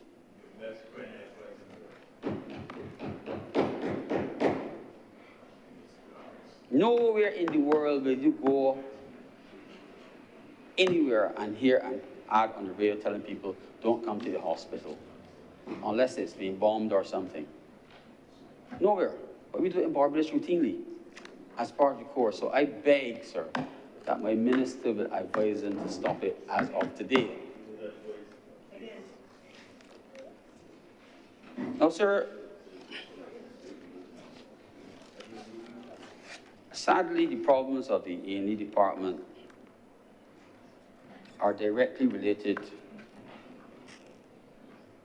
to the volume that it has to deal with and the seemingly inability to get processes completed efficiently. I really don't know what the solutions are. The length of time that it takes to process someone in our A&E is significantly longer than in the private emergency rooms. But the same doctors, my colleagues who work in such places, process them much faster in the private rooms. So I ask, is there glue on the floor in the A&E that people are stuck and they can't move? Why does it take so long? And it doesn't matter if you are a member of staff or anyone else. It's the same story. And we have a situation where some of the critical areas, the senior staff have abdicated responsibility to the juniors. And the leadership is not there. So I'm going to pick one and be unfair about it. I'll pick the Department of Radiology. Radiology. When a junior doctor issues me, a consultant, a report on a CT scan, I put it in the bin. Because if you're a junior doctor and you send me a report, you're in training, and you send me a report and you sign it, for me, it is useless. When I appear in the Supreme Court and the judge asks me, Dr. Mariner, you acted on this report because I'm being sued, but tell me what the qualification of this person who wrote this report. And I have to bite my tongue and pretend I can't hear the judge. There's something fundamentally wrong with the administrative policies that cannot fix the issues of staffing and having senior staff do what they're required to do.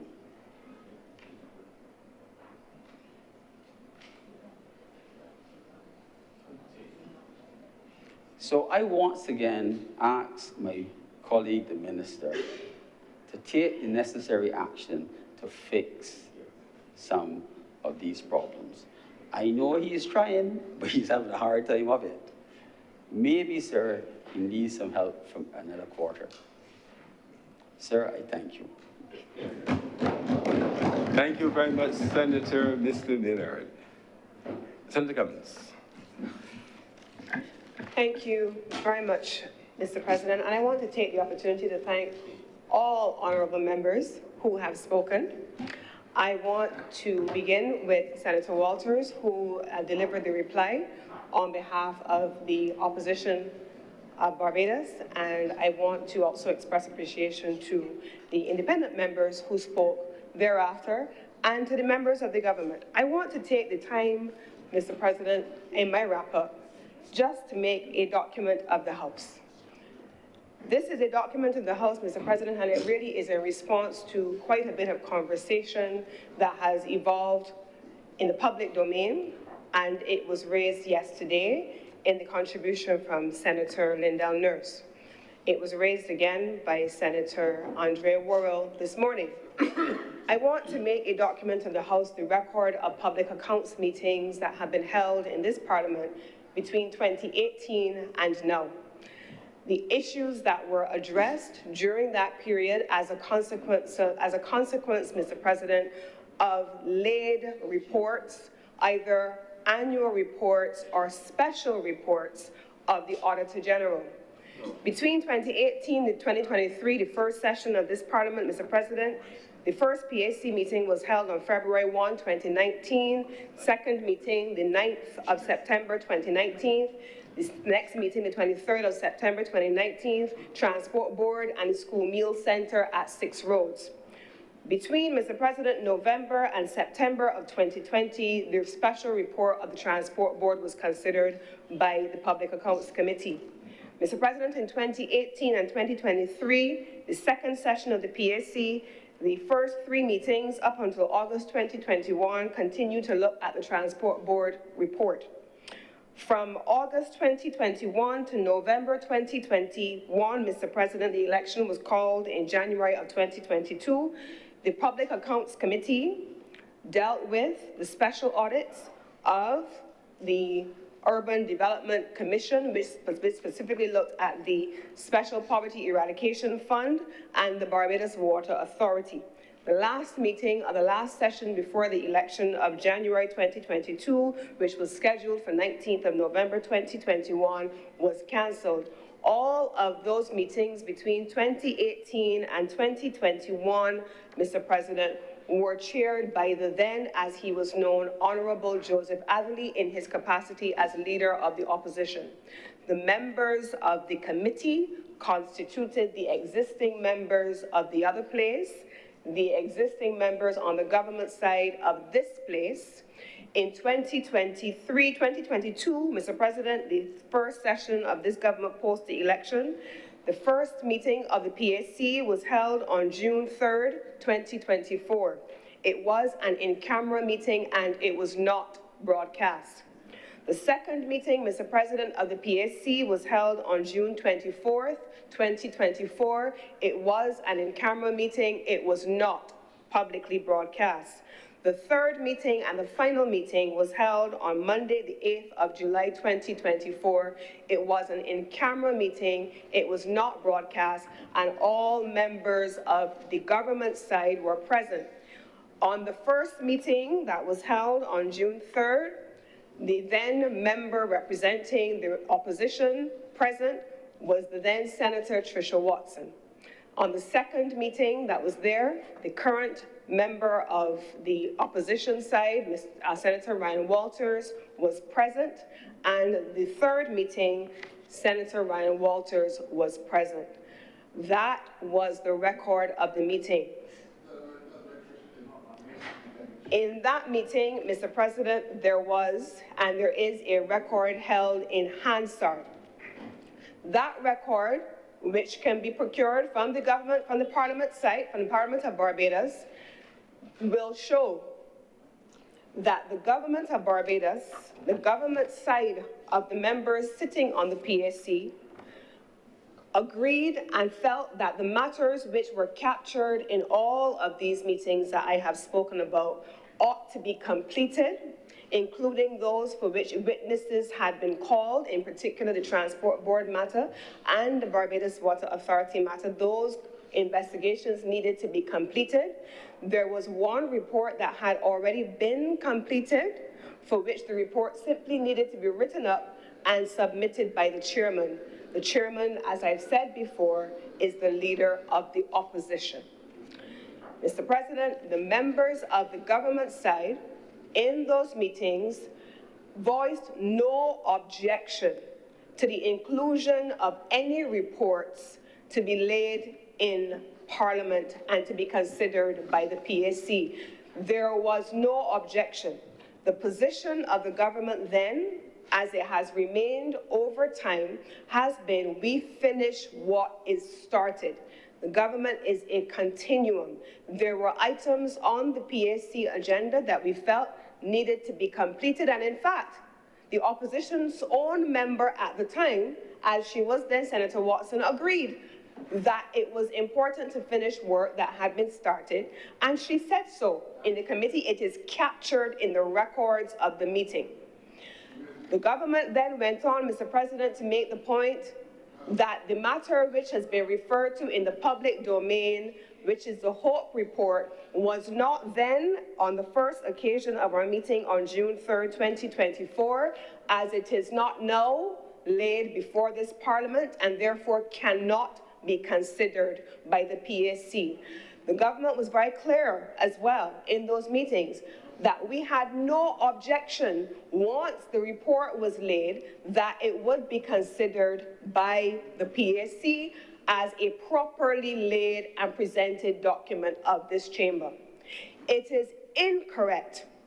It is misleading and bordering on something perhaps even more problematic to suggest that this government has at any time objected to the functioning of the PAC. In fact, Mr. President, the record will also show that under the previous government, when the leader of the opposition, now the Prime Minister of Barbados, chaired the then PAC, not only between 2015 and 2016 did the former Democratic Labour Party government seek to abolish the PAC, but they would not appear before meetings of the PAC. That is not what has been done by this government.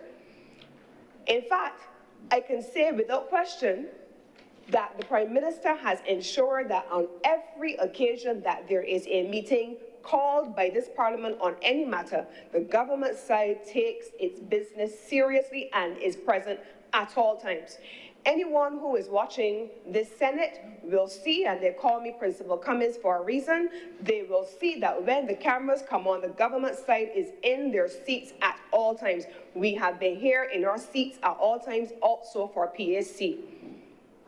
And I want to correct and lay as a document of this House the sequence of meetings of the PAC, and to make it known that since the 8th of July 2024, no meetings have been called by the PAC, by the chairman of the PAC, and the government of Barbados. This Barbados Labour Party government cannot be accused of frustrating the work of a committee that it does not call meetings for.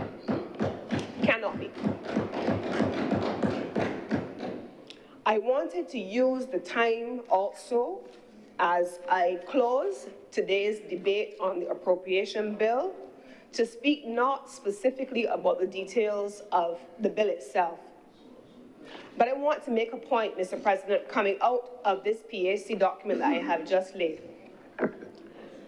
We are clear that not every Barbadian understands the workings of standing orders, and when we stand to suspend standing orders and to refer to the rules of the House and to refer to legislation and the work of the various arms of government, not every Barbadian understands that, and we accept that.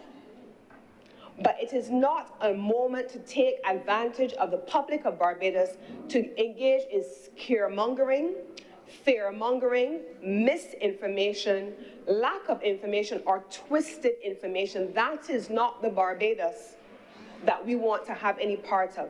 Instead, what we want to be able to do, as a consequence of these estimates of expenditure, the investments in education, are to ensure we build a strong nation. You have heard from Senator Blackman, the new minister with responsibility for education transformation, that there is to be an investment in our people.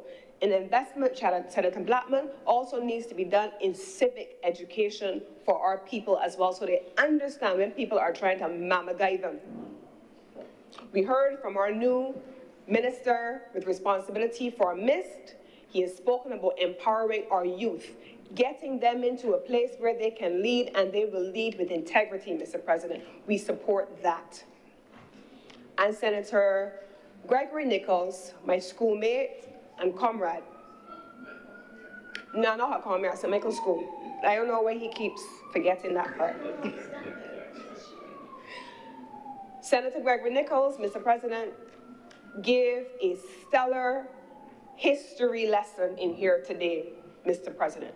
He took us through the history of the Barbados Labour Party, the Democratic Labour Party, and he has ended in a way, Mr. President, that was where I started but could not have done in the detail that he has done, Mr. President. And so I want to thank him because he has saved me having to wrap up in the kinds of detail because he has already done it. And so I want to thank him for his contribution.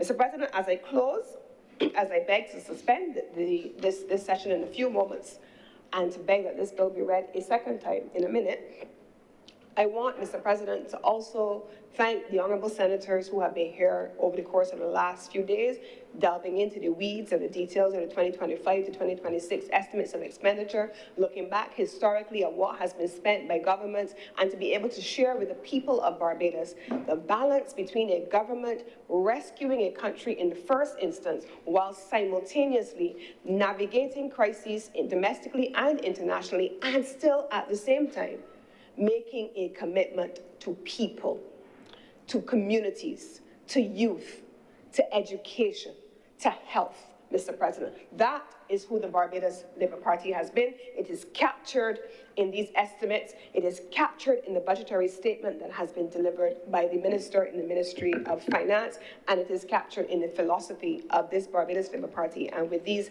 very few words, Mr. President, I beg to move that this bill is read a second time.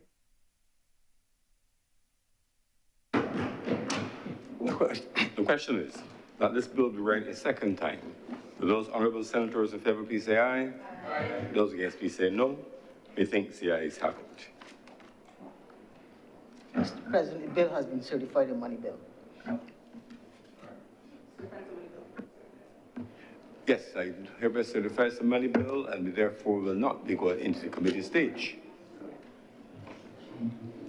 Senator Cummins. Mr. President, it's been a long morning. I beg to move that we break for lunch and resume at 2:15 p.m. No, 3:15 p.m., I'm sorry.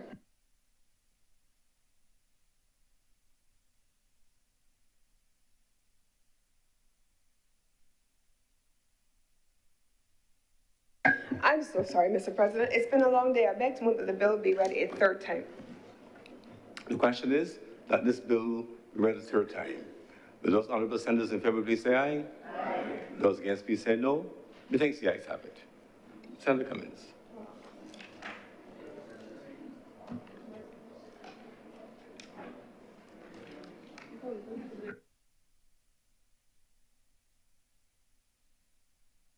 Mr. President, I beg to move that this bill do not pass and be cited as the Appropriations Act of 2025.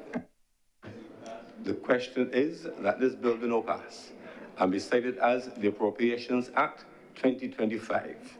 Will those honorable senators in favor please say aye? Aye. Those against please say no. Methinks the ayes have it. This bill is now passed and so cited.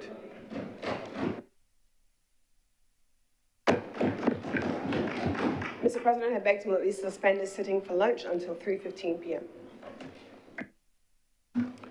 The question is that this sitting be suspended until 3:15 p.m. today. Will those honorable senators in favor please say aye? Aye. Those against please say no. Methinks the ayes have it. This sitting is suspended until 3:15 p.m. today.